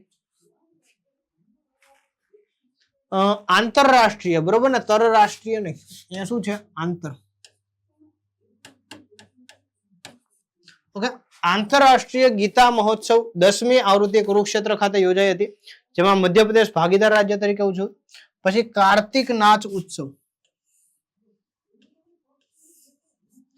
આ કાર્તિક નાચ ઉત્સવ છે, કાર્તિકી પૂર્ણિમા નિમિત્તે નેપાળના લલિતપુર પાટણ દરબાર સ્ક્વેર ખાતે યોજાણો હતો. ઓકે, તો નેપાળ ખાતે આયોજન થયું કાર્તિક નાચ ઉત્સવનું. જ્યારે આંતરરાષ્ટ્રીય ગીતા મહોત્સવ છે તે કુરુક્ષેત્ર ખાતે આયોજન થયું. તમને ખ્યાલ છે કે દર વર્ષે ગીતા જયંતિ આવે છે, બરોબર ને, શ્રીમદ ભગવદ ગીતા માટે કૃષ્ણ ભગવાન દ્વારા જયારે ગીતા કહેવામાં આવી તો આ જે ગીતાજીનું છે એના સંદર્ભમાં આ ઉત્સવ ઉજવવામાં આવે છે. અને એની 10મી આવૃત્તિ આ વખતે ક્યાં ઉજવવાની હતી? કુરુક્ષેત્ર ખાતે આયોજન થયું હતું. યસ. અને જો અહીંયા એક વસ્તુ યાદ રાખવાની છે, પાર્ટનર સ્ટેટ તરીકે આ વખતે મધ્યપ્રદેશ હતું. અને તમને એમ પૂછી લે કે ભાઈ આ જે ઉત્સવ છે તેમાં પાર્ટનર સ્ટેટ તરીકે શું હતું? તો પાર્ટનર સ્ટેટ તરીકે આપણે મધ્યપ્રદેશને અહીંયા યાદ રાખવાનું છે. નેક્સ્ટ જોઈએ આપણે. તો 2026 થી 2029 ના સમયગાળા માટે બેડમિન્ટન વર્લ્ડ ફેડરેશન એથ્લેટ્સ કમિશનના અધ્યક્ષ તરીકે કોની નિમણૂક થઈ? તો અહીંયા કોઈ પણ વ્યક્તિ છે એની અધ્યક્ષ તરીકે નિમણૂક થઈ છે. તો શું આવશે? પીવી સિંધુ આવશે, ગ્રેસિયા પોલી આવશે, તાઇસુ ઝિંગ આવશે, કેરોલિના મારિન આવશે. તેમાંથી કોણ વ્યક્તિ છે જે આવશે એની નિમણૂક થઈ છે? બરોબર છે, યસ. તો યાદ રાખવાનું છે અહીંયા આવશે પુરુષલા વેંકટા સિંધુ, એટલે કે ભાઈ પીવી સિંધુ, ખૂબ સારા એવા બેડમિન્ટન પ્લેયર અને ઓલિમ્પિક મેડલ વિજેતા, બરોબર ને, ઓલિમ્પિકમાં સિલ્વર મેડલ લાવેલા પીવી સિંધુ જે છે એમની નિમણૂક થઈ જાય અહીંયા. Okay, yes. તો યાદ રાખવાનું છે આ કમિશનના અધ્યક્ષ તરીકે. તેમની ભૂમિકામાં ઇન્ડોનેશિયામાં ગ્રેસિયા પોલીનું સ્થાન લેશે. પહેલા અહીંયા કોણ હતું? ગ્રેસિયા પોલી હતા. ઓકે, નેધરલેન્ડના ડેબોરા ખાતે તેમનું શું કે ભાઈ કાર્યકાળ ડેપ્યુટી ચેર તરીકેનો નિયુક્ત કરવામાં આવ્યો છે. BWF ની સ્થાપના 1934માં મલેશિયાના કુઆલાલંપુર ખાતે કરવામાં આવ્યું હતું. BWF એટલે ભાઈ બેડમિન્ટન વર્લ્ડ ફેડરેશન. ઓકે, બેડમિન્ટનને વૈશ્વિક કક્ષાએ રજૂ કરતું, એના માટે કામ કરતું, એના માટે ચેમ્પિયનશિપનું આયોજન કરતું કોઈ પણ સંગઠન હોય તેનું નામ શું છે? BWF છે. યસ. કયા સ્ટાર્ટઅપે ભારતનું સૌપ્રથમ સંપૂર્ણપણે સ્વદેશી 1.5 ટેસ્લા અને MRI સ્કેનર વિકસાવ્યું છે? MRI સ્કેનરનું કામ શું છે? કે ભાઈ MRI સ્કેનર છે એ આપણને ખ્યાલ છે કે ભાઈ મગજને લગતા ફોટાઓ પાડે, મેગ્નેટિક રિઝોનન્સ ઇમેજિંગ જેને કહેવામાં આવે. તો આવું જે MRI છે એ સ્કેનર કરવાનું કામ કરે છે. તો આ ક્યારથી છે? તો ટ્રિવિટ્રોન હેલ્થકેર છે, ટાટા સિસ્ટમ છે, BPL મેડિકલ ટેકનોલોજી છે, વોક્સેલ ગ્રીડ છે. તો આ કોના દ્વારા વિકસાવવામાં આવ્યું છે? તો આ વિકસાવવામાં આવ્યું છે વોક્સેલ ગ્રીડ દ્વારા. તમે જોઈ શકો છો કે ભાઈ ભારતનું પહેલું વહેલું indigenous, okay, indigenous MRI scanner છે. 1.5 ટેસ્લા એની કેપેસિટી છે. કેપેસિટી પૂછે તો કેટલી આવશે? 1.5 ટેસ્લા ની આવશે, 1.5 ટેસ્લા. એનર્જી સફિશિયન્ટ છે, એટલે કે ભાઈ વીજળીનો બચાવ કરે છે અને આ વસ્તુમાં ભારતને આત્મનિર્ભર બનાવે. તો આગળ જતા હવે જયારે આપણે આ છે ને, બરોબર, MRI એ બહારથી મંગાવવા નહીં પડે, કારણ કે ભારતમાં જ આ આરામથી બની રહે એટલા માટે પ્રયત્નો કરવામાં આવે છે. ઓકે, આ વસ્તુ ધ્યાનમાં રાખવાની છે. નેક્સ્ટ જોઈએ. ભારતનો પ્રથમ AI સંચાલિત ડાયાબેટિક રેટિનોપેથી સ્ક્રીનિંગ પ્રોગ્રામ કઈ સિસ્ટમ દ્વારા વિકસાવવામાં આવ્યો છે? મધુનેત્ર AI છે, આયુષ નેત્ર AI છે, નયન AI છે, દ્રષ્ટિ નેત્ર છે. ડાયાબિટીસ તમને ખ્યાલ છે કે ભાઈ મધુનેત્ર ધીમે ધીમે ડાયાબિટીસ આંખોમાં ઉતરે અને લોકોને દેખાતું બંધ થઈ જાય, ખૂબ સામાન્ય પ્રોબ્લેમ છે. તો એ બધી વસ્તુને ચેક કરવા માટે કે ભાઈ ડાયાબિટીસ ખરેખર કેટલું છે અને આગળ જતા આંખને નુકસાન થાય એમ છે કે કેમ, આ બધી વસ્તુઓનો અભ્યાસ કરવા માટે એક સિસ્ટમ વિકસાવવામાં આવી છે જેને મધુનેત્ર AI કહેવામાં આવે છે. શું કહેવામાં આવે છે? મધુનેત્ર AI. ઓકે, યસ, એ વસ્તુ યાદ રાખવાની. નેક્સ્ટ છે ભારતીય કોસ્ટગાર્ડ દ્વારા સામેલ કરાયેલ ભારતના સ્વદેશી રીતે ડિઝાઇન અને નિર્મિત પ્રદૂષણ નિયંત્રણ માટે કયું છે એક જહાજ વિકસાવવામાં આવ્યું છે જેનું નામ શું છે? યસ, પોલ્યુશન કંટ્રોલ વ્હીકલ તરીકે જેને આપણે ઓળખીએ છીએ. સમુદ્ર પ્રતાપ, સમુદ્ર પ્રચેત, INS વિક્રાંત, વરુણ જે એક શિપ છે, બરોબર છે. યસ, આનું આયોજન શું કામ? પોલ્યુશન કંટ્રોલિંગ માટે થાય છે. તો શું આવશે? યસ, તો અહીંયા તમારો જવાબ શું હશે? સમુદ્ર પ્રતાપ આવશે. યસ, ઓકે, યસ, સમુદ્ર પ્રતાપ છે Indian coast guard index first pollution control vessel. બરોબર. હવે કેવું થાય કે કોઈ પણ બીજા જે યાનો, કોમર્શિયલ યાનો પડતા હોય એમના લીકેજના કારણે ઘણીવાર એવું થાય કે ભાઈ કોઈ કેમિકલ સમુદ્રમાં ભળી જાય અથવા તો કોઈ શું છે કે ભાઈ બીજા કોઈ નુકસાન કે માનો કે ભાઈ કોઈ જહાજો દ્વારા વેસ્ટ ઠાલવવામાં આવે કે એવી કોઈ વસ્તુ થાય તેને રોકવાનું કામ કોણ કરશે? અને જો કોઈ આવી વસ્તુ સમુદ્રમાં ભળી છે તેને રિમૂવ કરવાનું કામ કોણ કરશે? સમુદ્ર પ્રતાપ કરશે. ઓકે, તો આ જે જહાજ છે લોન્ચ કરવામાં આવ્યું છે, યાદ રાખવાનું છે. જેને ગોવા શિપયાર્ડ ખાતે બનાવવામાં આવ્યું છે અને કોસ્ટ ગાર્ડ ને અમને ઔપચારિક રીતે સામેલ કરવામાં આવ્યું છે. બાળકોને ઉત્કૃષ્ટ સિદ્ધિઓ બદલ પ્રધાનમંત્રી રાષ્ટ્રીય બાળ પુરસ્કાર 2025 કોણે એનાયત કર્યા? જો બાળકો દ્વારા જ્યારે કોઈ પણ વસ્તુમાં અસામાન્ય રીતે કામ કરવામાં આવે, મતલબ કે જેનાથી કોઈ પણ લોકોનું કલ્યાણ થતું હોય, કોઈનો જીવ બચતો હોય, અથવા તો એમની જે કઈ પણ અસામાન્ય પ્રતિભા છે બહાર આવતી હોય, તો ત્યારે બાળકોને આ સન્માનિત કરવામાં આવે છે. તો આવા તાજેતરમાં બાળકોને સન્માનિત કરવામાં આવ્યા કોના દ્વારા? તો કે ભાઈ આપણા રાષ્ટ્રપતિ શ્રીમતી દ્રૌપદી મુર્મુ દ્વારા. ઓકે, અહીંયા તમે જોઈ શકો છો કે ભાઈ આ જે પ્રધાનમંત્રી રાષ્ટ્રીય બાળ પુરસ્કાર છે એના અંતર્ગત સન્માનિત કરવામાં આવે છે. Okay, yes. તો આ વખતે કેટલા કે ભાઈ 18 રાજ્યો અને કેન્દ્ર શાસિત પ્રદેશના કુલ 20 બાળકોને પ્રધાનમંત્રી રાષ્ટ્રીય બાળ પુરસ્કાર દ્વારા સન્માનિત કરવામાં આવ્યા. આપણને એમ થાય કે ભાઈ પ્રધાનમંત્રી બાળ પુરસ્કાર તરીકે ઓળખાય છે તો ભાઈ આપણા પીએમ આપતા હશે? નહીં. કોણ આપે છે આ સન્માન? તો કે ભાઈ આપણા રાષ્ટ્રપતિ આપે છે. ઓકે, દર વર્ષે વધુમાં વધુ કેટલા 25 લોકોને આ પુરસ્કારથી સન્માનિત કરવામાં આવે છે, પરંતુ આ વખતે 20 છોકરાઓ છે બરોબર જેમને આનાથી સન્માનિત કરવામાં, એટલે બાળકો છે ટૂંકમાં બરોબર, એમાં છોકરા છોકરીઓ બંને આવી જાય, તો 20 બાળકોને સન્માનિત કરવામાં આવ્યા છે. પછી આપણે એમાંથી જ જોઈએ કે ભાઈ એમાંથી અમુકને બ્રેવરી એટલે કે ભાઈ શું છે કે ભાઈ બહાદુરી એવોર્ડ મળેલું છે. તેવું કોણ છે કે ભાઈ વ્યોમા પ્રિયા છે, જો પેલા વેલા મહિલા છે કે જેમણે અન્ય વ્યક્તિનો જીવ બચાવવા માટે પોતાનો જીવ ગુમાવી દીધો. બાળકોની વાત થાય છે બરોબર છે. આ એ વ્યોમા પ્રિયા છે, નાની એવી દીકરી કે જેને બીજા લોકોનો જીવ બચાવવા માટે પોતે મૃત્યુ થઈ ગયું. તો એ કોઈમ્બતુર તમિલનાડુ થી બિલોંગ કરે છે. પછી કમલેશ કુમાર છે, એમને પણ મરણોત્તર આપવામાં આવ્યું છે, જે કેમ્બુર બિહાર થી બિલોંગ કરે છે. પછી મોહમ્મદ સિદાન પી બરોબર, એ શું છે કે ભાઈ પલક્કડ કેરળ થી બિલોંગ કરે છે, અને અજય રાજ આગ્રા ઉત્તર પ્રદેશ થી બિલોંગ કરે છે.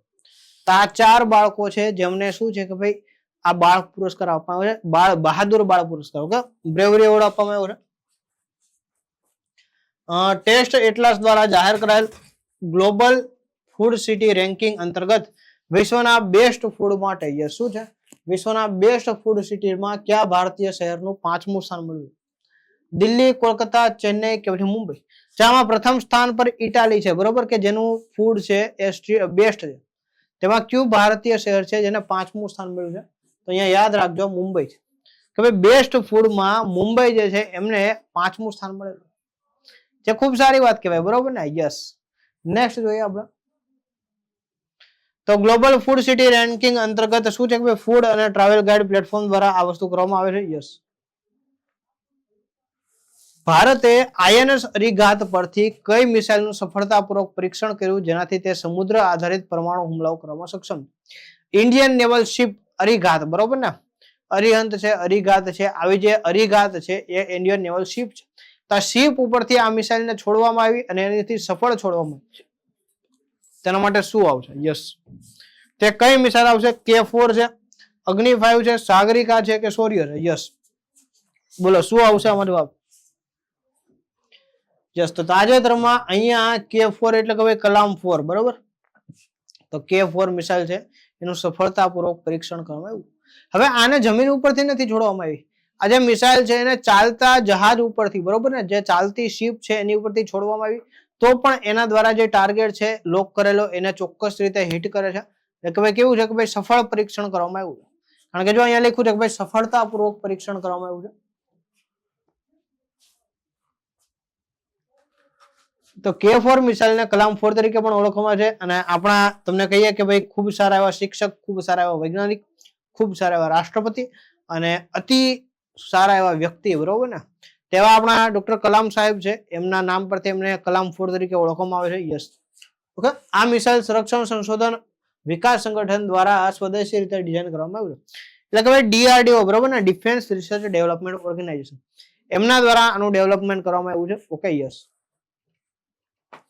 નેક્સ્ટ આપણે જોઈએ કે ભાઈ વિશ્વનો સૌથી મોટો ઓપન એર થિયેટર ફેસ્ટિવલ ધનુ યાત્રા જેને કહેવાય, તો આ કયા યાત્રામાં યોજાય છે? કઈ જગ્યાએ, ટૂંકમાં કયા રાજ્યમાં યોજાય છે? પશ્ચિમ બંગાળ, ઓડિશા, ઉત્તર પ્રદેશ કે રાજસ્થાન? બરોબર ને. કૃષ્ણ ભગવાન દ્વારા જયારે એમના મામા કંસનું વધ કરવામાં આવે છે તેને લગતી સ્ટોરીઓ અહીંયા દર્શાવવામાં આવે છે. ચાલો શું જવાબ આવશે? બોલો મારા વહાલા વિદ્યાર્થીઓ, અહીંયા તમારો જવાબ શું? તો આજે ધનુ યાત્રા ફેસ્ટિવલ છે એ કયા રાજ્યમાં યોજાશે? પશ્ચિમ બંગાળ, ઓડિશા, ઉત્તર પ્રદેશ કે રાજસ્થાન? તો અહીંયા યાદ રાખવાનું છે કે ભાઈ ઓડિશા ખાતે યોજાય છે. અને આની વિશેષતા એ શું છે ખબર? કે અહીંયા હુબહુ જેવું મથુરા છે ને એવું મથુરા અહીંયા ઊભું કરવામાં આવે છે. આખું જે શહેર છે એને મથુરા નગરી તરીકે અહીંયા સંગાળવામાં છે. અને બારગઢ શહેર, બરોબર ને, શું નામ છે આ બારગઢ જે શહેર છે ઓડિશાનું, એને મથુરા શહેરમાં પરિવર્તિત કરવામાં આવે છે, જ્યાં શેરીઓ, મહેલો, આંગણા, જીવંત સ્ટેજ બધું કાર્યરત કરવામાં આવે છે. અને લાઈવ સ્ટેજ ડ્રામા થાય છે, અલગ અલગ જે કઈ પણ પ્રોગ્રામ થાય છે, અને કૃષ્ણ ભગવાનના જીવનને લગતી અલગ અલગ જે કથાઓ છે એ દર્શાવવામાં આવે છે. ઓકે, ખૂબ સારો એવો ઉત્સવ છે ત્યાં ઉજવાય છે. યસ, આ ઉત્સવ કૃષ્ણ ભગવાન દ્વારા કંસનો પરાજય છે એના સંદર્ભમાં છે. યસ. જાન્યુઆરી 26 કયું શહેર પુરુષો અને મહિલાઓની ટીમો માટે 72મી નેશનલ વોલીબોલ ચેમ્પિયનશિપ નું આયોજન કરશે? એટલે કે ભાઈ કર્યું કાશી, ભોપાલ, લખનઉ કે ભાઈ પટણા? 72મી senior national volleyball championship. Volleyball તમને લોકોને ખ્યાલ છે, તો આયોજન કાશી, વારાણસી ખાતે થયું છે. Okay, yes. તો જાન્યુઆરીમાં આનું આયોજન કઈ જગ્યાએ થયું છે? કાશી, વારાણસી ખાતે થયું. યસ. જેમાં બે મેસ્કોટ છે, એ પુરુષો માટે એક નંદી છે, બરોબર, નંદુ છે, અને છોકરીઓ માટે એક નીરા કરીને. ઓકે, તો નંદુ અને નીરા જે છે, બરોબર છે, યસ, એ છે. વોલીબોલ શબ્દો સર્વ, જો આપણે એના અમુક કહીએ કે ભાઈ એમાં એક સર્વ કરીને શબ્દ આવે.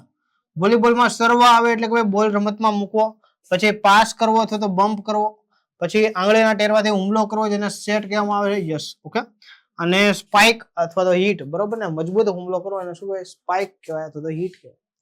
તો આ શબ્દો છે વોલીબોલના સંદર્ભમાં વપરાવામાં આવે છે. Okay, yes. જો રમત ગમતને લગતા શબ્દો પૂછે ને તો પણ આપણે ચર્ચા કરીએ.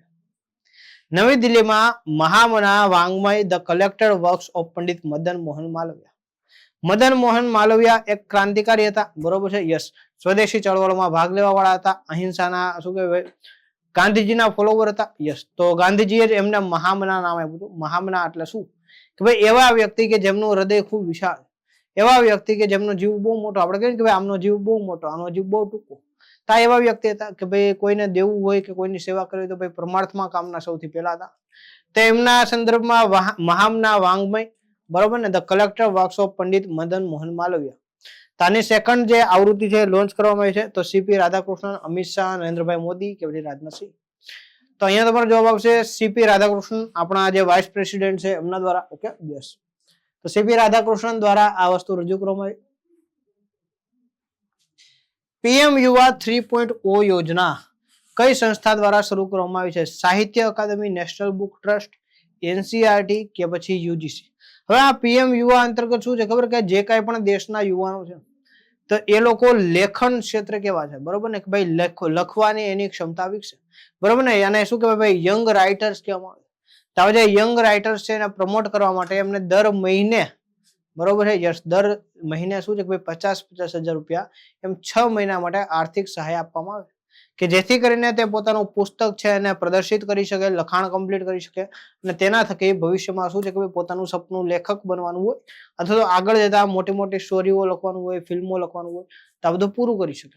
એટલા માટે આ યુવા લેખકોને પ્રોત્સાહન કરતી આ બાબત છે. Okay, yes. તો નેશનલ બુક ટ્રસ્ટ આવશે. ઓકે, અહીંયા તમે જોઈ શકો છો કે ભાઈ પીએમ યુવા કરીને નર્ચરિંગ યોર ઓથર્સ, બરોબર, નવા જે લેખકો છે એમને સન્માનિત કરવા માટે છે. યસ. તો માર્ગદર્શન આપે છે અને નવા લેખકોના 43 લેખકોની પસંદગી કરવામાં આવી હતી. પસંદ કરાયેલ લેખકોને 6 મહિના માટે દર મહિને 50,000, કેટલું? દર મહિને 50,000ની શિષ્યવૃત્તિ અને તેમના પ્રકાશિત પુસ્તકો પર 10% આજીવન રોયલ્ટી મળે. કે એમના દ્વારા જે કાંઈ પણ પુસ્તક પ્રકાશિત કરવામાં આવે એને 10% આજીવન શું છે કે ભાઈ રોયલ્ટી મળે. Okay, yes.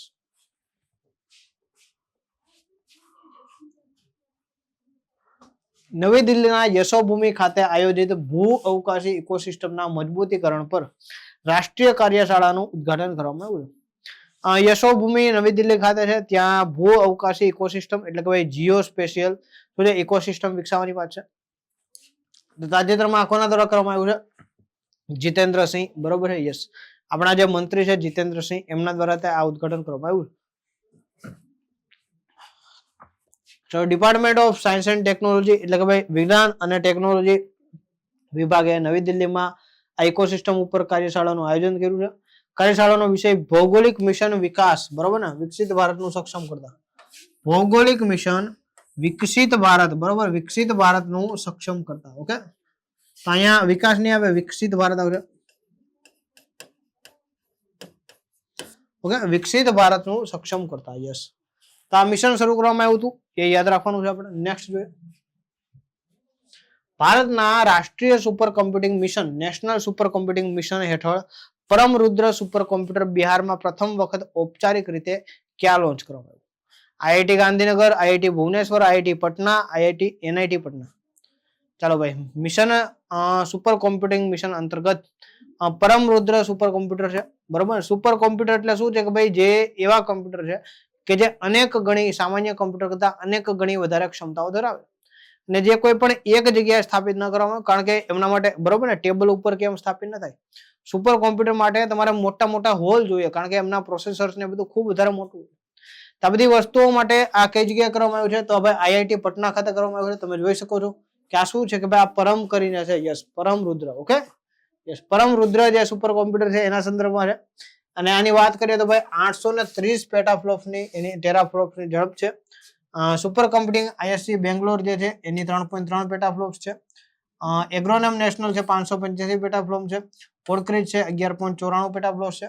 અને એક પેટાફ્લોપ્સ બરાબર 1000 ટેરાફ્લોપ્સ થાય.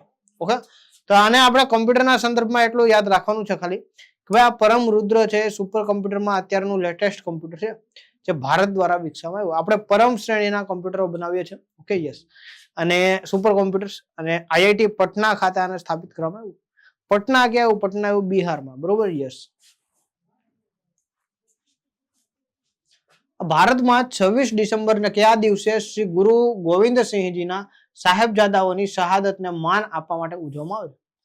હવે જો ગુરુ ગોવિંદસિંહજી છે એમના સાહેબજાદાઓ છે, એમને, બરોબર ને, ત્યારના જે મુસ્લિમ શાસક રાજા હતા એમના દ્વારા કહેવામાં આવ્યું કે ભાઈ કા તમે તમારો ધર્મ છોડી દો, નહીં તો સાહેબજાદાઓ એટલે એમના રાજકુમારો, બરોબર. યસ, એમને કીધું કે ભાઈ કા ધર્મ છોડી દો, મુસ્લિમ ધર્મ અપનાવી લો, અને કા પછી અમે તમને જીવતા ચણી દઈએ.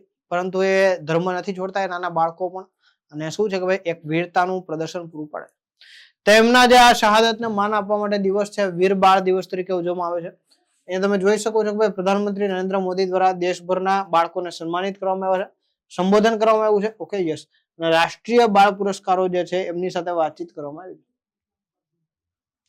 તો આ સાહેબજાદાઓમાં અજીતસિંહજી, જુહારસિંહજી, જોરાવરસિંહજી અને ફતેહસિંહજી હતા. અજીતસિંહજી, જુહારસિંહજી, જોરાવરસિંહજી અને ફતેહસિંહજી હતા. આ તો 4 સાહેબજાદાઓ તો જોરાવરસિંહજી અને બે સૌથી નાના, બરોબર. યસ, ફતેહસિંહજીને 26 ડિસેમ્બર 1704 ના રોજ, બરોબર, તેમના ધર્મનો ત્યાગ કરવાનો ઇનકાર કરવા બદલ જીવતા ઈંટોથી ચણી દીને મારી નાખવામાં આવ્યા હતા. તેમની, બરોબર, એટલે ટૂંકમાં એમને શહાદત આપવામાં આવી હતી.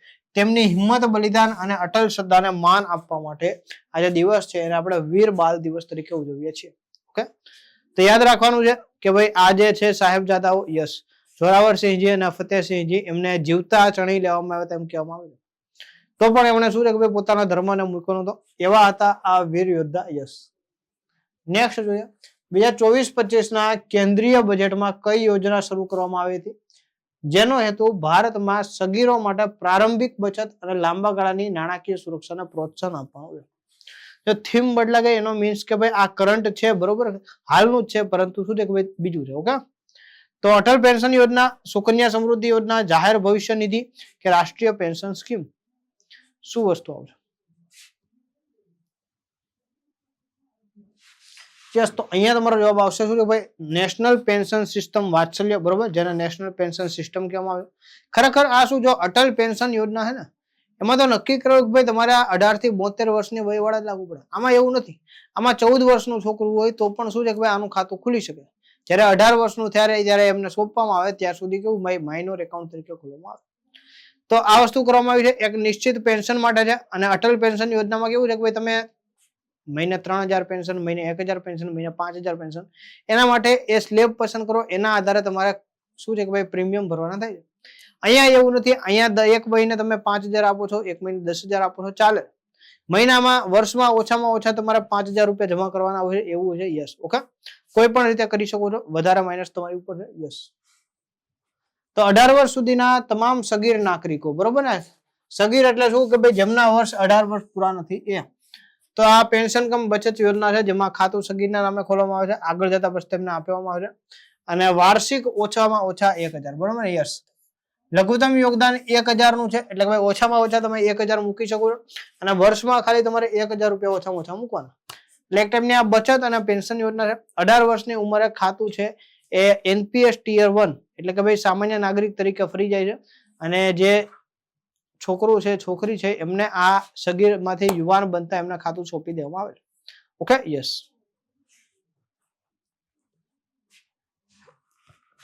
રેલવે મંત્રાલય અનુસાર ભારતના બ્રોડગેજ રેલવે નેટવર્કના કેટલા ટકા ભાગનું વીજળીકરણ કરવામાં આવ્યું? ભારતનો જે બ્રોડગેજ રેલવે નેટવર્ક છે એના અંતર્ગત કેટલો ટકા ભાગ છે જેનું ઇલેક્ટ્રિફિકેશન કરવામાં આવ્યું? 82%, 90%, 95% કે ભાઈ 99.2%? જો રેલવે મંત્રાલયે આ ડેટા આપેલા છે અને બ્રોડગેજ રેલવે નેટવર્ક અંતર્ગત વાત કરવામાં આવે છે, ઇલેક્ટ્રિફિકેશન કરવાની વાત કરવામાં આવે છે. તો શું આવશે? જો રેલવે માટે તમને આવા પ્રશ્નો વધારે પૂછાય, બરોબર ને? કારણ કે ઇલેક્ટ્રિફિકેશન એટલે શું? જો પેલા કોલસા દ્વારા રેલગાડી ચાલતી હતી, પછી ડીઝલ દ્વારા રેલગાડી ચાલતી હતી, તો હવે અત્યારે જે છે એ ઇલેક્ટ્રિક વાયર દ્વારા રેલગાડી ચાલે. તો આ એવી જે રેલવે ઝોન છે જેને ઇલેક્ટ્રિફિકેશન કરવામાં આવે. તો 99.2%, બરોબર. આમાં રેશિયો છે ભારતનો, વિશ્વ કક્ષાએ ભારતનો રેશિયોમાં ખૂબ સારો. 99.2% ભારતીય રેલવે છે એને કેવું ઇલેક્ટ્રિફાઈડ કરવામાં આવ્યું. એટલે કે ભાઈ એમના જે ઓલા કોલસા આધારિત ટ્રેનો હતી બંધ કરી દેવામાં આવી છે, ડીઝલ આધારિત ટ્રેનો બંધ કરવામાં આવી છે અને કેવી ટ્રેનો કરવામાં આવી છે? ઇલેક્ટ્રિક, બરોબર ને? યસ. વીજળી આધારિત ટ્રેનો કરવામાં આવી છે. યસ. તો અહીંયા શું આવશે? 99.2% આવશે. અને ખૂબ સારી વાત છે, બરોબર છે. યસ. વૈશ્વિક સરખામણીમાં ભારતનું વીજળીકરણ લેવલ 99.2 છે, યુકે 39% છે, રશિયામાં 52% છે, ચીનમાં 82% છે. કુલ 14 રેલવે ઝોન અને 100% વીજળીકરણ કરવામાં આવ્યું. અને 25 રાજ્ય અને કેન્દ્ર શાસિત પ્રદેશોમાં આ સંપૂર્ણ વીજળીકૃત પહોંચી ગયું.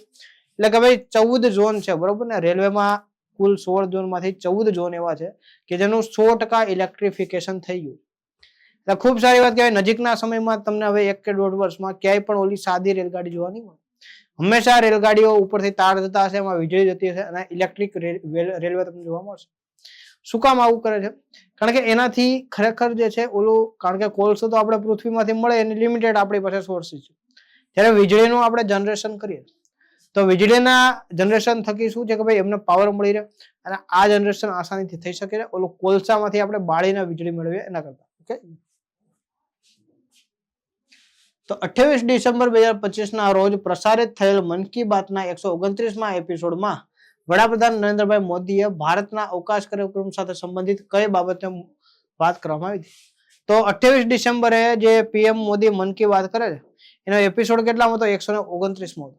દર મહિનાનો છેલ્લો જે વાર હોય, લગભગ રવિવાર હોય, બરોબર ને? છેલ્લા રવિવારે આ વાત કરતા હોય છે. તો આવી રીતના ડિસેમ્બર મહિનાનો જે છેલ્લો રવિવાર છે 28 ડિસેમ્બર ત્યારે વાત કરી હતી મન કી બાત, બરોબર. અને એનો 129મો એપિસોડ છે. જ્યારથી પીએમ મોદી પ્રથમ વખત પીએમ બન્યા ત્યારથી એમણે આ પ્રોગ્રામ શરૂ કરેલ છે. ટૂંકમાં એમના 129 મહિના થયા શાસનના. ઓકે, એમ કહી શકાય. યસ. તો અહીંયા ભારતના પ્રથમ અવકાશ સંશોધન સ્ટેશનનું મોડ્યુલની વાત છે. પ્રથમ ભારતીય સ્પેસ વોક મિશનની વાત છે. શુભાંશુ શુક્લા આંતરરાષ્ટ્રીય સ્ટેશન પર પ્રથમ ભારતીય વ્યક્તિ થયા. કે પછી ગગનયાન મિશન વિશે વાત કરી હતી. તમારાથી કઈ બાબતની વાત કરી હતી? ચાલો આપો જવાબ. યસ. તો અહીંયા તમારો જવાબ આવશે કે ભાઈ શુભાંશુ શુક્લા છે આંતરરાષ્ટ્રીય સ્પેસ સ્ટેશન પર પહોંચનાર પ્રથમ ભારતીય બન્યા. કારણ કે આ પેલા જો આપણે કોણ કોણ ભારતીય લોકો અવકાશમાં ગયા છે? તો રાકેશ શર્માજી ગયા છે, પછી કલ્પના ચાવલા ગયા છે, સુનિતા વિલિયમ્સ ગયા છે અને હવે ચોથા વ્યક્તિ કોણ બન્યા કે ભાઈ શુભાંશુ શુક્લા. સ્પેસમાં જનાર ચોથા વ્યક્તિ, પરંતુ સ્પેસ સ્ટેશન, બરોબર ને? સ્પેસ સ્ટેશન પર જનારા પ્રથમ વ્યક્તિ બનેલા છે, બરોબર. યુરોપિયન યુનિયન નો તમને ખ્યાલ છે કે ભાઈ શું છે કે ભાઈ સ્પેસ સ્ટેશન છે અને આ જે મિશન છે સ્પેસ સ્ટેશન પર ગયા હતા. યસ. ઓકે. તો સ્પેસ સ્ટેશન પર પહોંચનાર પ્રથમ ભારતીય બનેલા છે. ઓકે. અને શુભાંશુ શુક્લાએ જરા કીધું હતું કે ભાઈ સારે જહાં છે અચ્છા હિન્દુસ્તાન હમારા, એટલું સુંદર ભારત દેખાય. યસ. 33 વર્ષ પછી કઈ સત્તાએ ગુજરાતમાં વાઘને ધરાવતો રાજ્ય એટલે કે ભાઈ ટાઈગર સ્ટેટ નો દરજ્જો આપ્યો? ઘણા ટાઈમથી ગુજરાતમાંથી ટાઈગર લગભગ 1992 થી ટાઈગર ગાયબ થઈ ગયા હતા, બરોબર. છેલ્લા 1992 માં દેખાણા, ત્યાર પછી ટાઈગર દેખાણા નહોતા. તો ભારતીય વન્યજીવ સંસ્થા છે, પર્યાવરણ વન અને આબોહવા પરિવર્તન સંસ્થા છે, રાષ્ટ્રીય વાઘ સંરક્ષણ સત્તામંડળ છે કે ભાઈ ભારતીય વન સર્વેક્ષણ. તો આમાંથી કઈ જે સત્તા છે એમના દ્વારા આ દરજ્જો આપવામાં આવ્યો? તો નેશનલ ટાઈગર કન્ઝર્વેશન ઓથોરિટી, જેને આપણે રાષ્ટ્રીય વાઘ સંરક્ષણ સંસ્થા કહે છે, તો એમના દ્વારા ગુજરાતને પાછું ટાઈગર સ્ટેટનું બિરુદ આપવામાં આવ્યું, કારણ કે ગુજરાતના અલગ અલગ પ્રદેશોમાં 2 થી 3 જગ્યાએ વાઘ દેખાયા. એટલે હવે આપણે એમ કહી શકીએ કે ભાઈ ગુજરાતમાં પણ વાઘ છે, બરોબર. અને 3 જે કેટ એનિમલ આપણે કહીએ મોટા, બરોબર ને, યસ, બિલાડી કુળના મોટા પ્રાણીઓ, તો જે હવે ભારતમાં દેખાશે, બરોબર છે, જેમાં વાઘ આવી ગયા, સિંહ આવી ગયા અને ચિત્તા દીપડા આવી ગયા. યસ. તો રાષ્ટ્રપતિ દ્રૌપદી મુર્મુએ ભારતીય નૌકાદળની કઈ સબમરીન પર સબમરીન સોર્ટી લીધી હતી? હવે સબમરીન સોર્ટી એટલે શું છે ખબર? કે ભાઈ સબમરીનની તમારે શું છે કે ભાઈ સવારી કરવાની વાત આવે. તમને ખ્યાલ છે કે ભાઈ પીએમ મોદી દ્વારા વચ્ચે આપણું જે ફાઇટર પ્લેન હોય, તો ફાઇટર પ્લેનની સોર્ટી લેવામાં આવી, એટલે ફાઇટર પ્લેન ઉપર બેઠા હતા અને આકાશમાં ઉડ્યા હતા. એવી રીતના આ જે સબમરીન છે પાણીની અંદર ચાલે. તો આ બીજા રાષ્ટ્રપતિ બન્યા છે, આપેલા ડોક્ટર એપીજે અબ્દુલ કલામ છે, એમના દ્વારા પણ આ વાત કરવામાં આવી હતી, બરોબર છે. યસ, સબમરીનમાં બેસે છે. સબમરીન એટલે કે પાણીની નીચે ચાલતું આપણું યંત્ર, જેને આપણે પનડુબ્બી કહીએ છીએ. તાજેતરમાં દ્રૌપદી મુર્મુ દ્વારા આવી સબમરીનમાં બેસવામાં આવ્યું હતું અને એનું નામ હતું આઈએનએસ વાઘશેર. ઓકે, શું તો આઈએનએસ વાઘશેર હતું. યસ, જે ઇન્ડિયન નેવલ સબમરીન, જો આઈએનએસ એટલે ઇન્ડિયન નેવલ સબમરીન અને ઇન્ડિયન નેવલ શિપ પણ આવે. ઇન્ડિયન નેવલ શિપ છે એ દરિયાઈ સપાટીની ઉપર રહે છે, જ્યારે ઇન્ડિયન નેવલ સબમરીન છે દરિયાઈ સપાટીની નીચે રહે છે. ઓકે, એટલે ભારતને અંદર અને બહાર, પાણીની અંદર અને પાણીની બહાર બંને જગ્યાએથી સુરક્ષિત રાખવા માટે આ વસ્તુ કરવામાં આવે. Okay, yes. તો આઈએનએસ વાઘશેર છે એ પ્રોજેક્ટ 75 હેઠળ બનાવવામાં આવી હતી. આઈએનએસ ક્લાસની આ સબમરીન છે. 2006 માં એપીજે અબ્દુલ કલામ પછી તેઓ બીજા ભારતીય રાષ્ટ્રપતિ બન્યા છે. ઓકે, હવે જો એ આઈએનએસ શ્રેણીની જે આપણે સબમરીન છે એની વાત કરીએ, તેમાં પહેલી વહેલી છે આઈએનએસ કલવરી, જે 2017 માં એક્ટિવ છે, બરોબર. 2017 થી ઇન્ડિયન નેવીમાં છે. પછી આઈએનએસ ખંડેરી, બરોબર, કિલ્લાના નામ ઉપરથી છે, અને જે 2019 થી છે આપણે ઇન્ડિયન નેવીમાં. પછી આઈએનએસ કરંજ છે, એ કરંજ ટાપુના નામ પરથી છે. ઓકે, 2021 થી આ જે છે એ છે, બરોબર. Yes, INS Khanderi Karanj. INS વેલા છે 2021 માં કાર્યરત છે. આઈએનએસ વાગીર છે 2023 છે, અને છેલ્લી છે આઈએનએસ વાઘશીર. આ 6 છે એ ઇન્ડિયન નેવલ સબમરીન જે છે, જે પાણીની અંદર ચાલતી હોય છે. આ છેલ્લી છે જે 2025 થી એક્ટિવેટ થયેલ છે. Okay, yes. તો આ 6 ના આપણે નામ અને કઈ રીતના નામ પડ્યા છે આની આપણે વાત કરી. હવે આપણે વાત કરીએ કે ભાઈ તાજેતરમાં અમુક હેડલાઇન્સમાં એમઓયુ રહ્યા. એમઓયુ ને સમજૂતી કરાર પત્રો તરીકે આપણે ઓળખીએ છીએ. કોઈ પણ બે દેશ વચ્ચે કોઈ પણ સમજૂતી પત્રો થાય કે ભાઈ અમે તમને ચોખા આપશું, તમે અમને ઘઉં આપજો, અમે તમને ફલાણા દેશ સામે યુદ્ધમાં મદદ કરશું, તમે અમને ફલાણા દેશથી બચવામાં મદદ કરજો. તો આવી રીતના જે કાંઈ પણ અંદરો અંદર આપણે આંતર સમજણના નિર્ણયો લેવામાં આવે તેને એમઓયુ કહેવામાં આવે છે. તો આવા એમઓયુ તાજેતરમાં ડીઆરડીઓ, જો હું ડીઆરડીઓ બોલીશ, ડીઆરડીઓ એટલે સંરક્ષણ સંશોધન અને વિકાસ સંસ્થા, અને આરઆરયુ એટલે રાષ્ટ્રીય રક્ષા યુનિવર્સિટી, ક્યાં ગાંધીનગર ખાતે આવી, તેમની વચ્ચે કરાર થયા છે. શું કામ? કે ભાઈ આંતર સહયોગ માટે, આંતરિક સુરક્ષા માટે, કે દેશની બોર્ડર ઉપર તો ભાઈ દેશના જવાનો છે જ રક્ષા કરવા માટે. તો રાષ્ટ્રીય રક્ષા યુનિવર્સિટી અને ડીઆરડીઓ દ્વારા આંતરિક સહયોગ વધારવા માટે, આંતરિક સુરક્ષા માટે આ કરાર કરવામાં આવ્યો. આ સિવાય નેશનલ ટેસ્ટ હાઉસ અને પોસ્ટ વિભાગ વચ્ચે પણ શું છે કે ભાઈ કરાર કરવામાં આવ્યો છે. Yes, okay. Institute for development and research in banking, જેને આઈડીબીઆરટી કહેવામાં આવે છે, institute for development and research in banking, અને national international institute of information technology, એટલે કે આઈઆઈટી હૈદરાબાદ, બરોબર ને. તો આઈઆઈટી હૈદરાબાદ અને આ આઈડીબીઆરટી વચ્ચે કરાર કરવામાં આવ્યો છે. શું કામ? કે ભાઈ રિસર્ચ, ટ્રેનિંગ અને ડેવલપમેન્ટમાં એકબીજાને મદદ કરવા માટે.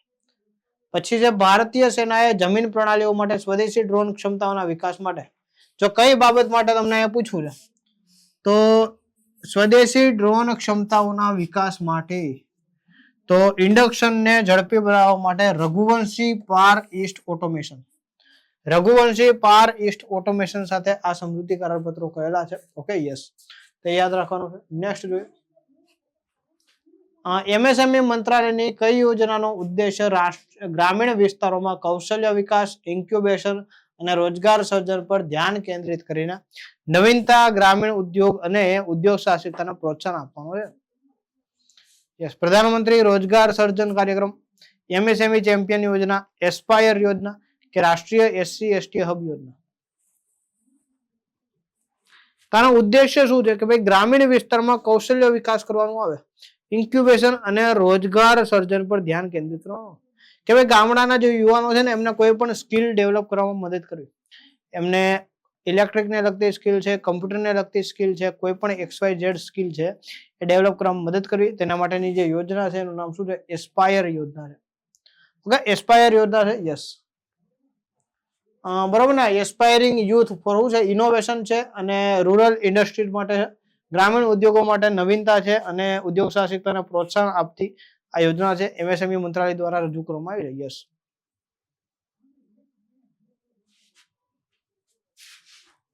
આને આમ લખાય છે aspiring youth for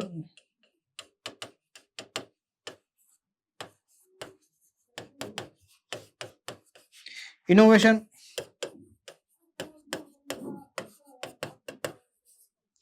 in rural industries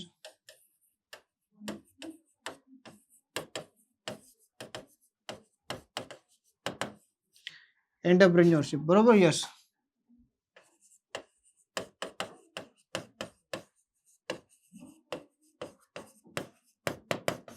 okay, ઉદ્યોગ સાહસિકતાને પ્રોત્સાહન આપવા માટેની આ યોજના છે જે એસ્પાયર યોજના તરીકે ઓળખાય છે અને આ કોના દ્વારા વિકસાવવામાં આવી છે? યસ, તો આ વિકસાવવામાં આવી છે MSME મંત્રાલય. MSME એટલે કે ભાઈ માઇક્રો, સ્મોલ અને મીડિયમ એન્ટરપ્રાઇઝ, લઘુ, સૂક્ષ્મ અને મધ્યમ કક્ષાના ઉદ્યોગો છે એમને પ્રોત્સાહન આપતું જે મંત્રાલય છે જેને MSME મંત્રાલય કહેવાય.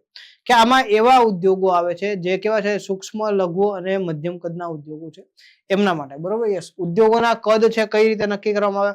તો ઉદ્યોગોમાં કરવામાં આવતું મૂડી રોકાણ અને ઉદ્યોગો દ્વારા થતું વાર્ષિક ટર્નઓવર, આ બે વસ્તુઓના આંકડાઓના આધારે કોઈ પણ ઉદ્યોગ છે, લઘુ ઉદ્યોગ છે, સૂક્ષ્મ ઉદ્યોગ છે, મધ્યમ ઉદ્યોગ છે કે મોટા પાયાનો ઉદ્યોગ છે એ નક્કી કરવામાં આવે છે. યસ, અસમના ગુવાહાટીમાં જ્યોતિ પ્રસાદ અગરવાલ અને વિષ્ણુ પ્રસાદ રાભાની યાદમાં રાભા. બરોબર. યસ, જ્યોતિ પ્રસાદ અગરવાલ અને વિષ્ણુ પ્રસાદ રાભાની યાદમાં બાંધવામાં આવેલ જ્યોતિ વિષ્ણુ આંતરરાષ્ટ્રીય કલા કેન્દ્રનું ઉદ્ઘાટન કોણે કર્યું?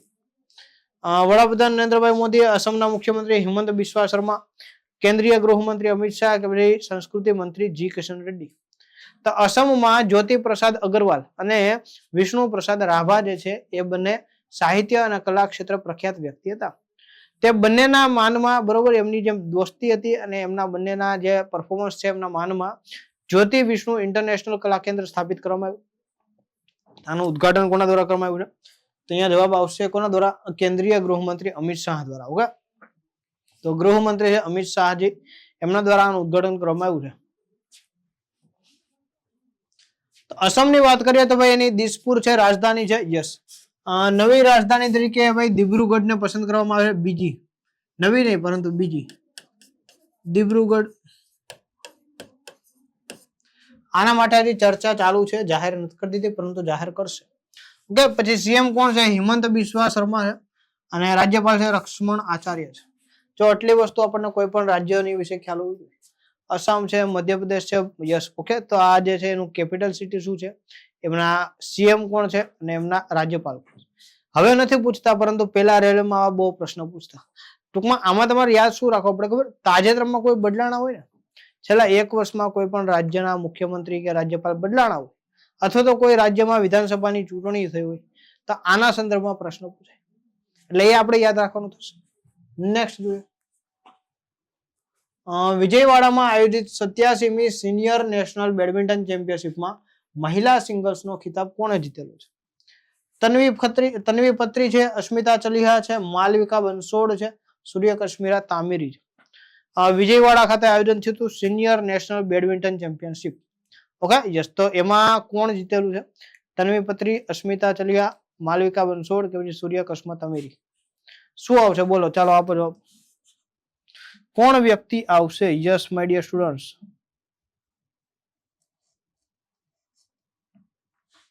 યસ, તો અહીંયા તમારો જવાબ શું આવશે? સૂર્ય કરિશ્મા તામિરી આવશે. ઓકે, સૂર્ય કરિશ્મા તામિરી. આ તમે જોઈ શકો છો, આ બેન છે, એમના દ્વારા શું છે કે ભાઈ આ ચેમ્પિયનશિપ જીતવામાં આવી છે. યસ, તો વિજયવાડામાં આયોજન થયું હતું 87મી હતી. આ વખતે કેટલામી હતી? 87મી હતી. અને આંધ્રપ્રદેશના સૂર્ય કરિશ્મા તામિરીએ જીતેલ છે. 2024માં વરિષ્ઠ રાષ્ટ્રીય બેડમિન્ટન ચેમ્પિયનશિપ, જેમાં મેન સિંગલ્સ રિત્વિક સંજીવ એસ દ્વારા જીતવામાં આવ્યું છે. મહિલા માટે સૂર્ય કરિશ્મા તામિરી છે. પછી મેન્સ ડબલ્સમાં એ હરિહરન અને રૂબન કુમાર છે. વિમન ડબલમાં શિખા ગૌતમ અને અશ્વિની ભટકે છે. અને મિક્સ ડબલ એટલે કે ભાઈ એક પુરુષ અને એક સ્ત્રી, એમાં સાત્વિક રેડ્ડી અને રાધિકા શર્મા. ઓકે, કેવું હોય કે ભાઈ મેન સિંગલ હોય, વુમન સિંગલ હોય, મેન ડબલ હોય, વુમન ડબલ હોય, અને મિક્સ ડબલ હોય. મિક્સમાં એક પુરુષ હોય, એક સ્ત્રી હોય. સામે પણ એવું એક પુરુષ હોય, એક સ્ત્રી હોય. બેડમિન્ટન છે, બરોબર ને? બેડમિન્ટનમાં ફૂલનો ઉપયોગ થાય અને ટેનિસમાં બોલનો ઉપયોગ થાય.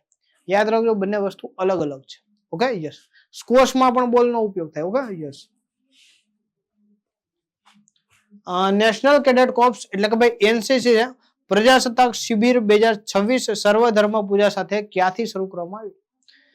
એનસીસી તમને ખ્યાલ છે કે ભાઈ યુવાનોને નાનપણથી જ શું છે કે ભાઈ દેશની સુરક્ષા માટે અને એક સૈનિક તરીકે કેવું બળ જોઈએ એના માટેનું શું છે કે ભાઈ પીઠબળ પૂરું પાડે છે. તો આ એનસીસી નેશનલ કેડેટ કોર્પ્સ છે એ પ્રજાસત્તાક દિવસની શિબિર છે. તો સર્વધર્મ પૂજા એ કઈ જગ્યાએ અને ક્યાંથી શરૂ કરવામાં આવી? યસ, શું આવશે આમાં તમારો જવાબ?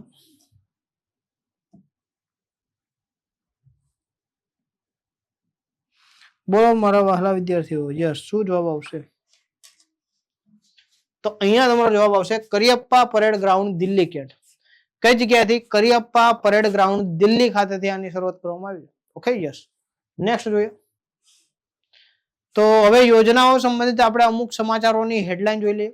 ગવર્મેન્ટ સ્કીમ્સ, જો આપણે અપોઇન્ટમેન્ટ જોઈ, બરાબર, આપણે એમઓયુ જોયા, આપણે સ્પોર્ટ્સને લગતા જોઈએ. હવે આપણે અમુક યોજનાઓ જોઈ લઈએ કે દિલ્હીના મુખ્યમંત્રી રેખા ગુપ્તા, આપણે આગળ નામ પૂછ્યું હતું, નામ આવ્યું, એમના દ્વારા કેન્ટીન, અટલ કેન્ટીન યોજના શરૂ કરવામાં આવી છે, જેમાં ફક્ત 5 રૂપિયામાં તમને ભરપેટ જમવા મળે છે. પછી કેન્દ્રીય ગૃહ મંત્રાલય દ્વારા 2023માં શરૂ કરાયેલ ગરીબ કેદીઓને સહાય જે યોજના છે એની માર્ગદર્શિકામાં સુધારો કરવામાં આવ્યો છે. મતલબ કે ભાઈ બિનજરૂરી જે કેદીઓને લાભ મળતો હતો, લાભ બંધ કરી દેવામાં આવ્યો છે. નેક્સ્ટ જોઈએ આપણે. તો સુપ્રીમ કોર્ટ દ્વારા ચુકાદો આપવામાં આવ્યો કે ભાઈ COVID-19માં જે ફરજ બજાવતા ડોક્ટરો છે એ જો અવસાન પામ્યા છે તો ખરેખર એ ફ્રન્ટલાઈન વોરિયર હતા. તે દરેક ડોક્ટરોને જે મૃત્યુ પામ્યા છે એમને એક ડોક્ટર દીઠ 50 લાખ રૂપિયાનો વીમા સહાય આપવામાં આવે. અને કઈ વસ્તુ અંતર્ગત આવશે? ભાઈ પ્રધાનમંત્રી ગરીબ કલ્યાણ યોજના અંતર્ગત આપવામાં આવશે. કારણ કે શરૂઆતમાં પીએમ દ્વારા અને એ યોજનામાં જાહેરાત કરવામાં આવી હતી કે જે કોઈ પણ ફ્રન્ટલાઈન વોરિયર છે જેમનું અવસાન થાય છે તેમને 50 લાખ રૂપિયાનો વીમો આપવામાં આવશે. આના અંતર્ગત કહેવામાં આવ્યું છે કે ભાઈ આ 50 લાખની સહાય એમના પરિવારોને મળવા માટે પાત્ર છે અને આપવી પડશે. પેન્શન વહીવટ માટે સિસ્ટમ, બરોબર ને? રક્ષા જે પ્લેટફોર્મ છે એ નવેમ્બર 2025 ભારત અને નેપાળમાં 31 લાખથી વધુ સંરક્ષણ એટલે કે ડિફેન્સ પેન્શનરોને જોડ્યા છે. અને આ સ્પર્શ જે પ્લેટફોર્મ છે કોના માટે છે? તો ભાઈ પેન્શનના એડમિનિસ્ટ્રેશન માટે છે. Okay, yes. નેક્સ્ટ જોઈએ આપણે કે સમગ્ર ભારતમાં વીજળી પુરવઠાની ગુણવત્તા અને વિશ્વસનીયતા વધારવા માટે સુધરેલ જે યોજના છે RDSS તરીકે ઓળખાય છે. Okay, yes.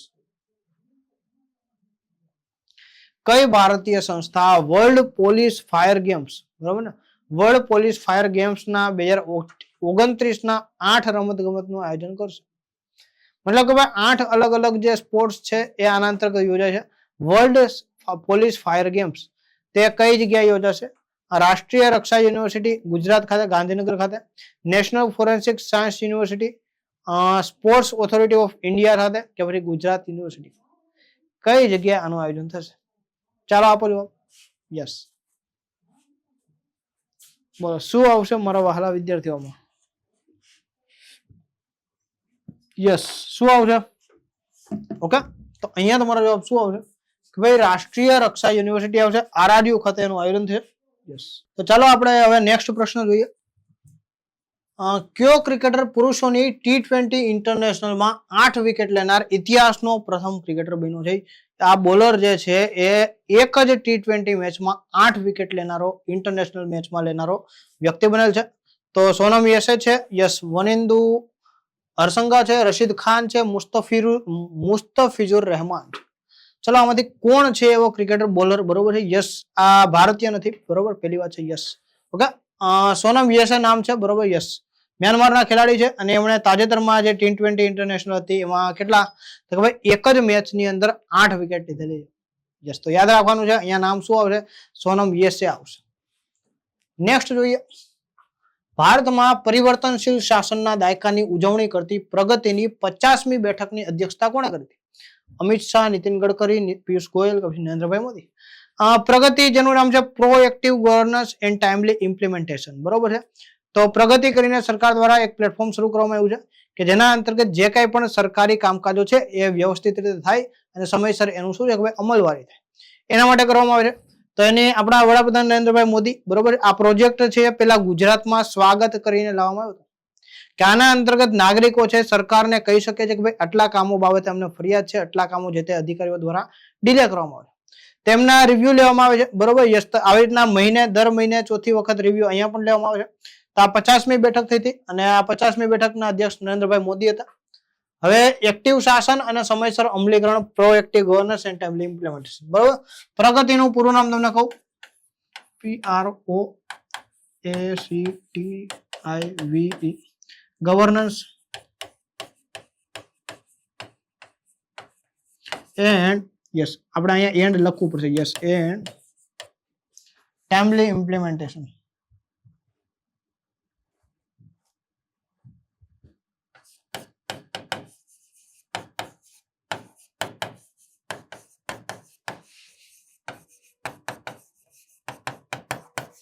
Okay, proactive governance અને ટાઈમલી ઇમ્પ્લિમેન્ટેશન.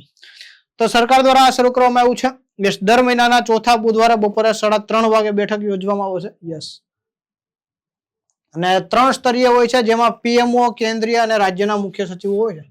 પહેલા પીએમઓ હોય છે, પછી કેન્દ્રીય સચિવો હોય છે એટલે કે ભાઈ સેન્ટ્રલ સેક્રેટરી હોય છે, અને રાજ્યના મુખ્ય સચિવો હોય છે. એટલે કે ભાઈ આમાં લોકો સીધા નથી, બરોબર. તો લોકો પાસેનો જે કંઈ પણ રિવ્યુ હોય ને એ સેક્રેટરી પાસેથી પીએમઓ દ્વારા લેવામાં આવે છે. અને આની ઉત્પત્તિ આપણે કહ્યું ભાઈ સ્વાગત, બરોબર ને, state wide attention on grievances of application by technology. બરોબર, યસ. તો એના અંતર્ગત સ્વાગત જે પ્લેટફોર્મ હતું કે જેમાંથી નાગરિકોની ફરિયાદો લેવામાં આવતી અને એના બાબતે આપણા જે સીએમ હતા નરેન્દ્રભાઈ મોદી પેલા એ જે શું છે કે ભાઈ આની ઉપર કામગીરી કરતા. જે કાંઈ પણ જિલ્લાના કલેક્ટર્સ છે, જે અધિકારીઓ છે, એ બધાને ભેગા કરે અને એમના વીકમાં જે કાંઈ પણ એમના મહિનામાં ફરિયાદો હોય, આ છે ગ્રાહકોની રજૂઆતો હોય, એ બધી વસ્તુઓ વિશે ચર્ચાઓ કરે. યસ, બરોબર, તેની ઉપરથી આવેલું છે. નેક્સ્ટ જોઈએ, 4 શ્રમ સંહિતાના ડ્રાફ્ટ નિયમો હેઠળ ફરજિયાત મહત્તમ કાર્ય સપ્તાહ કેટલું? 40 કલાક, 45 કલાક, 48 કલાક કે પછી 54 કલાક. ટૂંકમાં નવા જે લેબર લોઝ જાહેર થયા છે, બરોબર છે, એના અંતર્ગત નક્કી કર્યું છે કે ભાઈ 1 અઠવાડિયા અંતર્ગત કોઈ પણ વ્યક્તિ પાસેથી મહત્તમ એટલે કે ભાઈ વધુમાં વધુ કેટલું કામ લઈ શકાય? તો કે સાહેબ વધુમાં વધુ 48 કલાક કામ લઈ શકાય. ઓકે, 48 કલાકથી વધારે કામ ન લઈ શકાય. જો 48 કલાકથી વધારે કામ લે છે તો પછી એ કાયદાની વિરુદ્ધ ગણવામાં આવશે, એની ઉપર દંડ કરવામાં આવશે. Okay, yes. નેક્સ્ટ જોઈએ, ઇઝરાયલના સર્વોચ્ચ નાગરિક સન્માન ઇઝરાયલ શાંતિ પુરસ્કાર કોને આપવામાં આવ્યો? ડોનાલ્ડ ટ્રમ્પ છે, બેન્જામિન નેતન્યાહુ છે, વ્લાદિમીર ઝેલેન્સ્કી છે, ઇમાન્યુએલ મેક્રોન છે.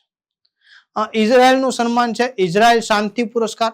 અને તમને ખ્યાલ છે કે ભાઈ વિશ્વમાં એક વ્યક્તિ છે કે જેમને શાંતિ પુરસ્કાર મેળવવાની બહુ ઈચ્છા અને એમને જ આ પણ પુરસ્કાર આપવામાં આવ્યો છે. યસ, તો અહીંયા તમારો જવાબ હશે યસ, અહીંયા એ જવાબ આવશે, ડોનાલ્ડ ટ્રમ્પ આવશે. ઓકે, યસ, અહીંયા આપણે જવાબ સુધારી દઈએ, તમારો જવાબ શું આવશે? ડોનાલ્ડ ટ્રમ્પ આવશે.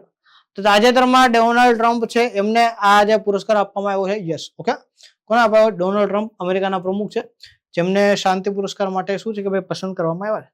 નેક્સ્ટ જોઈએ આપણે, તો આ પહેલી વાર એવું થયું કે ભાઈ ઇઝરાયલ પુરસ્કાર કોઈ બિન ઇઝરાયેલી નાગરિકને આપવામાં આવ્યો છે અને ટ્રમ્પ દ્વારા જે વૈશ્વિક શાંતિના પ્રયાસો કરવામાં આવ્યા એના સંદર્ભમાં આપવામાં આવ્યો છે. 7મા પગાર પંચની મુદત પૂરી થાય તે પહેલા જ કયા રાજ્ય દ્વારા 8મા પગાર પંચની રચના કરનારું ભારતનું પ્રથમ રાજ્ય બન્યું? ભાઈ આ રાજ્ય એમ કીધું કે ભાઈ જેવું 7મું પગાર પંચ પત્યા ને એ પહેલા આપણે તમને 8મા પગાર પંચની રચના કરી.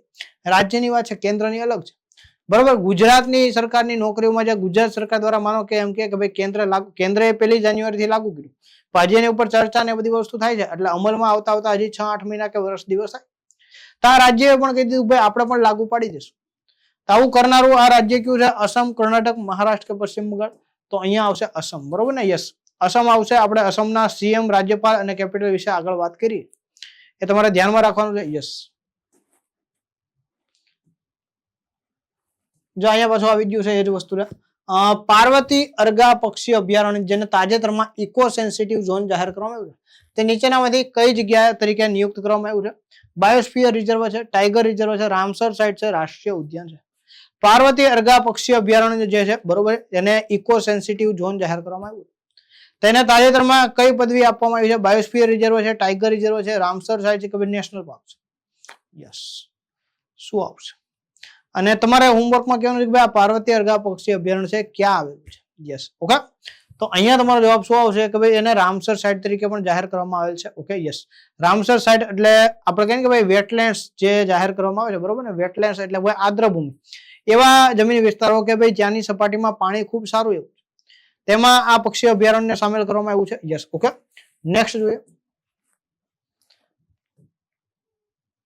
રમત ગમત સંબંધિત આપણે અમુક હેડલાઇન્સ જોઈ લઈએ. આગળની સ્લાઇડ આપણે શું કામ જોવા દીધી? કારણ કે મેં તમને પ્રશ્ન પૂછ્યો એનો જવાબ એમાં હતો, પરંતુ તમારા હોમવર્કમાં લખવાનું. યસ, તો ભારતીય મહિલા ક્રિકેટમાં એક મોટો સીમાચિહ્ન હાંસલ કર્યું છે કોના દ્વારા? દીપ્તિ શર્મા દ્વારા. આપણા દીપ્તિ શર્મા છે બરોબર. યસ, ઓડીઆઈમાં પણ ખૂબ સારું કામ કર્યું.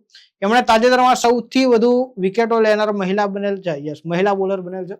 અને આ મ્યાનમાર ને ભૂતાનના હતા સોનમ યસે, જેમના દ્વારા T20 ઇન્ટરનેશનલમાં એક જ મેચની અંદર કેટલી 8 વિકેટ લેવામાં આવી. એટલે આગળ લગભગ મારથી મ્યાનમાર બોલાવાનું, મ્યાનમાર નહીં ભૂતાન આવશે. ઓકે, યસ, તે વસ્તુ ધ્યાનમાં રાખવાની છે. નેક્સ્ટ જોઈએ, ગુજરાતના ગાંધીનગરમાં સ્થિત રક્ષા યુનિવર્સિટી અને પોલીસ ફાયર ગેમ્સનું આયોજન કરશે 2029માં. 8 અલગ અલગ રમતોનું આયોજન થશે. આપણે આગળ જોઈએ, આંધ્રપ્રદેશની સૂર્યા કરિશ્મા તામીરી વિજયવાડામાં આયોજિત 87મી સિનિયર બેડમિન્ટન ચેમ્પિયનશિપમાં મહિલા સિંગલ્સનો ખિતાબ જીતી ગયા છે. Okay, yes. આપણે આગળ જોઈ ગયા હતા એ પ્રશ્ન. વિરાટ કોહલી લિસ્ટ એ ક્રિકેટમાં સૌથી ઝડપી 16,000 રન બનાવનાર ખેલાડી બન્યા છે. તો લિસ્ટ એ ક્રિકેટમાં સૌથી ઝડપી 16,000 રન બનાવનાર કોણ ખેલાડી છે? તો ભાઈ વિરાટ કોહલી આવશે અને ફક્ત 330 ઇનિંગમાં હાંસલ કર્યું છે.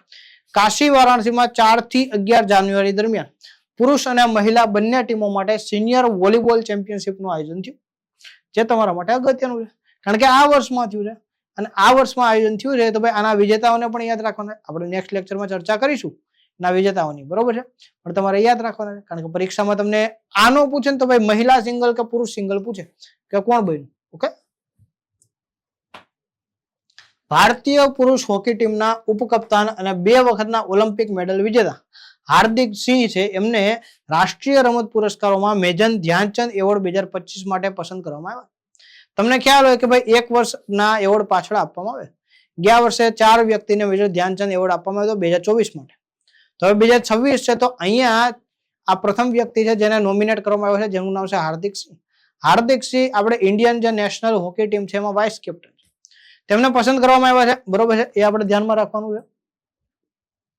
અને કિંગ ચાર્લ્સના ત્રીજાના નવા વર્ષના સન્માન યાદીમાં 2026માં કોને ડેમ હુડથી નવાજવામાં આવ્યા?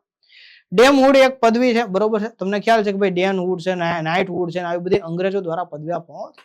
કિંગ ચાર્લ્સ બ્રિટનની વાત છે, તેમણે ત્યાં ભારતીય મૂળના એવા મીરા શ્યાલ એક કોમેડિયન છે, એક એક્ટર છે અને એક ઇન્ફ્લુએન્સર છે, યસ, એક લેખક પણ છે. તો એમને આ ડેમ હુડ પદવીથી સન્માનિત કરવામાં આવ્યા છે. તમારો જવાબ આવશે મીરા શ્યાલ. ઓકે, યસ, તે કોમેડિયન, એક્ટર અને શું છે કે ભાઈ લેખક છે. ટાટા મુંબઈ મેરેથોન 2025ની 21મી આવૃત્તિ માટે આંતરરાષ્ટ્રીય એમ્બેસેડર તરીકે કોની નિયુક્તિ કરવામાં આવી? એટલે કે ભાઈ ઇન્ટરનેશનલ ઇવેન્ટ એમ્બેસેડર, બરોબર ને, પસંદ કરવામાં આવ્યા છે. ઉસેન બોલ્ટ છે, આંદ્રે દી ગ્રાસ છે, વેડે વાન નિરકેક છે કે પછી યોર્ડાન બ્લેક છે? કોણ છે આમાંથી એ વ્યક્તિ જેને આજે ટાટા મુંબઈ મેરેથોન છે એના અંતર્ગત શું છે ભાઈ ઇન્ટરનેશનલ ઇવેન્ટ એમ્બેસેડર? એમ્બેસેડર એટલે શું કે ભાઈ એ વ્યક્તિ છે એ આ ઇવેન્ટને પ્રમોટ કરશે, વૈશ્વિક કક્ષાએ આ ઇવેન્ટને પ્રમોટ કરશે. તો અહીંયા તમારો જવાબ આવશે આંદ્રે ડી ગ્રાસ. કેનેડાના છે રનર, ખૂબ જાણીતા છે, બરોબર, એમને આમાં એમ્બેસેડર તરીકે પસંદ કરવામાં આવ્યા હતા. યસ, 2004 થી આ સ્પર્ધા ચાલુ. ભારત કયા દેશને પાછળ છોડીને વિશ્વનું ચોથું સૌથી મોટું અર્થતંત્ર બની ગયું? જર્મની, ચીન, યુનાઇટેડ કિંગડમ કે જાપાન? યસ, અમેરિકા છે, યસ. ચીન છે, યસ. જર્મની છે, જાપાન છે, યુનાઇટેડ કિંગડમ છે. આમાંથી કયું રાજ્ય છે, કયો દેશ છે જેને છોડીને વિશ્વનું ચોથું સૌથી મોટું અર્થતંત્ર બની ગયું છે? યસ. તો અહીંયા તમારો જવાબ શું આવશે? જાપાન આવશે. જાપાનને ભારતે પાછળ દીધું છે. નકર વિચાર કરો, જાપાન ટેકનોલોજીમાં આટલું આગળ, માથાદીઠ આવકમાં આટલું આગળ, એમની પાસે વસ્તી ઓછી છે, ટેકનોલોજી વધારે છે, તો પણ ભારત પાસે વસ્તી પુષ્કળ છે, સ્કિલનો અભાવ છે, તો પણ ભારત અર્થતંત્રની દ્રષ્ટિએ મજબૂત બને છે. જાપાનને પાછળ છોડી દીધું છે. બીજી વસ્તુ શું છે કે ભાઈ આગામી આપણે 5 વર્ષમાં એવી પણ ગણતરી છે કે આપણે જર્મનીને પણ પાછળ છોડી અને ત્રીજું સૌથી મોટું અર્થતંત્ર બનીએ. યસ. તો અમેરિકા, ચીન અને જર્મની પછી હવે ચોથું ભારત આવશે. યસ. ઓકે. તો 2030 સુધીમાં આપણી ગણતરી એવી છે કે ભાઈ આપણે જર્મનીને પણ પાછળ છોડી દઈએ અને વિશ્વની ત્રીજી સૌથી મોટી અર્થવ્યવસ્થા બનીએ. બનશું, બરોબર ને? કારણ કે તમે લોકો નોકરી કરશો, તમે શિક્ષણ મેળવશો, તમારા આજુબાજુમાં શિક્ષણનો પ્રસાર કરશો, યસ, કોઈ પણ સ્કિલ ડેવલપ કરશો, એટલે ચોક્કસથી બનશું. નેક્સ્ટ જોઈએ. FIDE world rapid blitz chess championship 2025 ની 20મી આવૃત્તિ ક્યાં યોજાઈ? તો ફિડે તમને ખ્યાલ છે કે ભાઈ world rapid blitz chess championship થઈ હતી. તેની આ 27મી આવૃત્તિ ક્યાં યોજાઈ? દોહા કતાર, મોસ્કો રશિયા, દુબઈ યુએઈ કે પછી અલમાટી કઝાકિસ્તાન? ચલો, કઈ જગ્યાએ યોજાણી છે તમારે કહેવાનું છે? દોહા, મોસ્કો. યસ. તો આ કઈ જગ્યાએ યોજાણી છે? યસ, દોહા કતાર ખાતે યોજાણી છે. ઓકે. યસ, યાદ રાખી લેવાનું છે.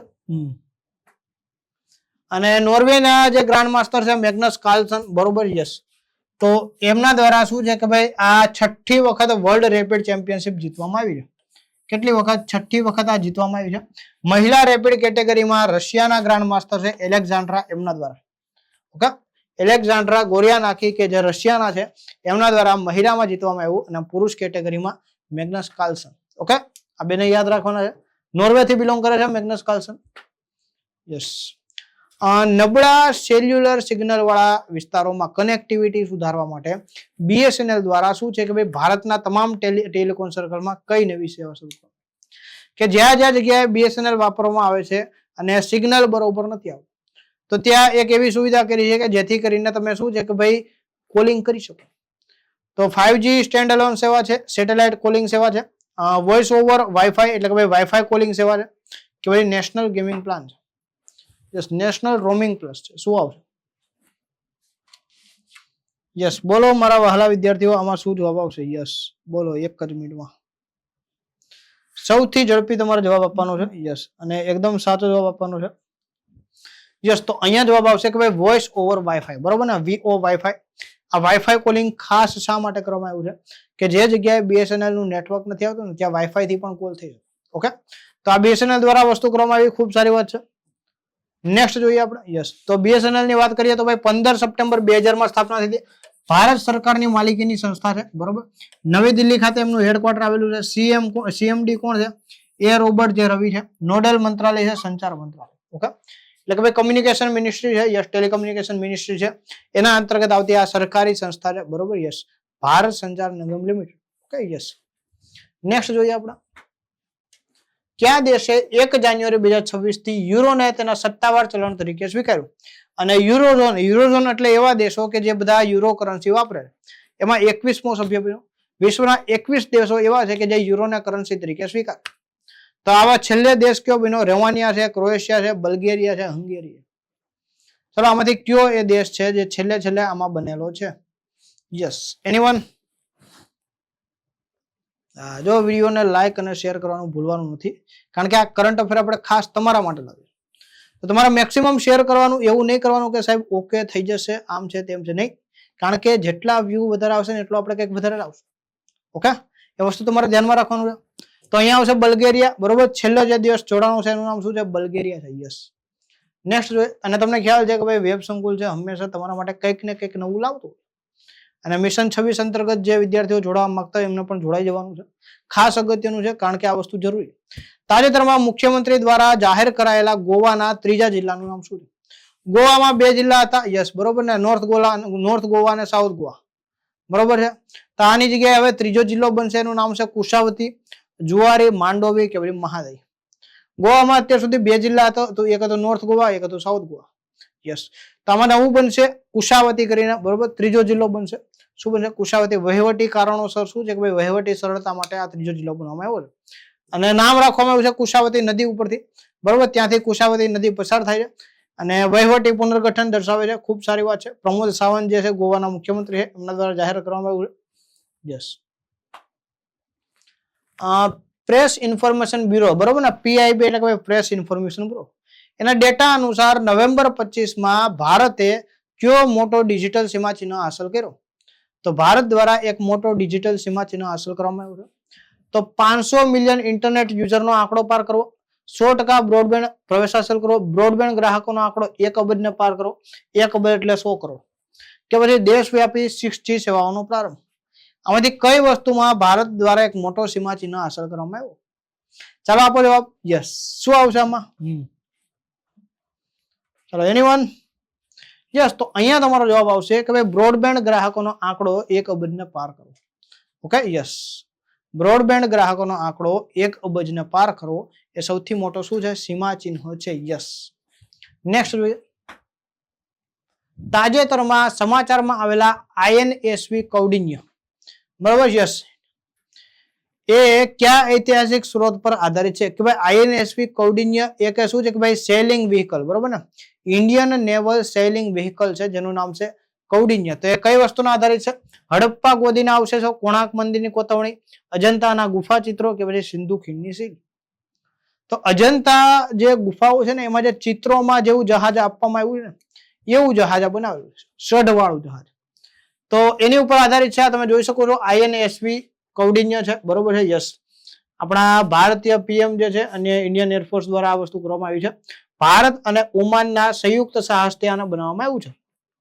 Okay, yes. તો જે અજંતાના ગુફા ચિત્રો ઉપર આધારિત છે, ત્યાં આવું જહાજ દોરેલું હતું, બરોબર. અજંતાના ગુફા ચિત્રોમાં આવું સઢવાળું જહાજ દોરેલું હતું જે અહીંયા બનાવવામાં આવ્યું છે. Yes, okay. અને સઢવાળું જહાજ છે જે 5મી સદીના જહાજથી પ્રેરિત છે, જે ભારતની પ્રાચીન જહાજ નિર્માણ અને દરિયાઈ પરંપરાને વાત કે 5મી સદીમાં ભારતમાં કેવા જહાજ બનતા હતા એના સંદર્ભમાં વાત છે. અત્યારે કેટલામી સદી ચાલે? તમને ખબર હોય તો કોમેન્ટમાં લખશો કે અત્યારે 2026માં કેટલામી સદી ચાલે છે. Yes, okay. UPI auto pay મેન્ડેટનું સંચાલન કરવા માટે કઈ સંસ્થાએ upi-help.npci.rg.in પોર્ટલ શરૂ કર્યું છે? જો દેશમાં કોઈ પણ ડિજિટલ પેમેન્ટને લગતા કામો RBI વતી કરતી કોઈ સંસ્થા હોય ને તેનું નામ છે national payment corporation of India, બરોબર છે. યસ, પેમેન્ટ એગ્રીગેટર હોય, કોઈ પણ પેમેન્ટ બેંકો હોય, કોઈ પણ યુપીઆઈ પોર્ટલ હોય, આ બધી જ વસ્તુનું સંચાલન કરતી જે સંસ્થા છે એનું નામ શું છે? National payment corporation of India. એની માલિકી સંસ્થા RBI છે. RBI ની જે એક પેટા સંસ્થા છે. તો અહીંયા તમારો જવાબ શું આવશે? NPCI આવશે. લિંકમાં પણ લખેલું છે upi-help.npci.org.in, ત્યાંથી પણ તમને ટ્રીક મળી જાય. નેક્સ્ટ જોઈએ. રાજકીય સંસ્મરણો 107 ડેઝના લેખક કોણ છે? એક વ્યક્તિએ પોતાના જીવનની શું છે કે ભાઈ રાજકીય જે કાંઈ પણ કામગીરી રહી જાય, પોતાના જે કાંઈ પણ રાજકીય ચડાવ ઉતારો રહ્યા છે એમાં લખેલા છે. આવા રાજકીય સંસ્મરણો છે 107 ડેઝ. તો એના લેખક કોણ છે? હિલેરી ક્લિન્ટન છે, મિશેલ ઓબામા છે, નિક્કી હેલી છે, કે ભાઈ કમલા હેરિસ છે? તો અહીંયા જવાબ આવશે એક સમયના અમેરિકાના વાઇસ પ્રેસિડેન્ટ રહેલા કોણ છે? યસ, ઓકે, કમલા હેરિસ છે. કમલા હેરિસ દ્વારા આ પુસ્તક લખવામાં આવ્યું. ખલીદા જિયા કયા દેશના પ્રથમ મહિલા વડાપ્રધાન હતા? યસ, પાકિસ્તાન, શ્રીલંકા, બાંગ્લાદેશ, નેપાળ. ખલીદા જિયા, બરોબર ને. તો આપણો પાડોશી દેશ અને બાંગ્લાદેશ, ત્યાંના પહેલા આ વડાપ્રધાન રહેલા હતા, બરોબર. તમને એમ થાય કે સાહેબ શેખ હસીના હતા. શેખ હસીના પછી બન્યા, પરંતુ આ 1992માં ઓલરેડી બની ગયા હતા. તો આ ખલીદા જિયા છે જે ફરીવાર ત્યાંના શું છે કે ભાઈ વડાપ્રધાન બનેલા છે. એટલે આપણે યાદ રાખવું જોઈએ કે ભાઈ આ જે બેન છે શું છે કે ભાઈ આ પહેલા મહિલા છે કે જ્યાં વડાપ્રધાન બન્યા હતા. Okay, yes. નેક્સ્ટ જોઈએ. તો એ પ્રથમ મહિલા વડાપ્રધાન છે અને રાજકારણમાં કેન્દ્રીય વ્યક્તિ છે. Yes. Pinaka long range guided મિસાઇલનું પ્રથમ ઉડાન પરીક્ષણ ક્યાં કરવામાં આવ્યું? Pinaka long range guided missile, બરોબર ને. આ એવી મિસાઇલ છે જેને તમે ગાઈડ કરી શકો છો કે ભાઈ આને કેટલા ખૂણે વળવાનું છે, ક્યાં જવાનું છે, એને લોંગ રેન્જ ગાઇડેડ મિસાઇલ કહેવાય. તેનું પ્રથમ ઉડાન પરીક્ષણ કરવામાં આવ્યું છે અને એ આપણે યાદ રાખવાનું છે. તો ભાઈ ઇન્ટિગ્રેટેડ ટેસ્ટ રેન્જ ચાંદીપુર ખાતે. ઓકે, અને ITR કહેવામાં આવે છે. ITR Chandipur, Integrated Test Range Chandipur ખાતે આનું ઉદ્ઘાટન કરવામાં આવ્યું છે. યસ, ઓકે, પરીક્ષણ કરવામાં આવ્યું છે. યસ. છેલ્લો પ્રશ્ન જોઈએ આપણા આજના લેક્ચરનો કે મહિલા T20 ઇન્ટરનેશનલ ક્રિકેટમાં 152મી વિકેટ લઈને સૌથી વધુ વિકેટ લેનાર કોણ આ બોલર બનેલા છે? અગાઉ આપણે ચર્ચા કરી ગયા, તમને નામ ખબર હોવું જોઈએ. એલિસ પેરી, દીપ્તિ શર્મા, ઝુલન ગોસ્વામી, મેગન થટ. યસ. તો શું આવશે? કોણ આવશે? યસ, તો એ જ વ્યક્તિ આવશે જે ઓડીઆઈમાં પણ ખૂબ ફેમસ છે. અને દીપ્તિ શર્મા એમનું નામ છે.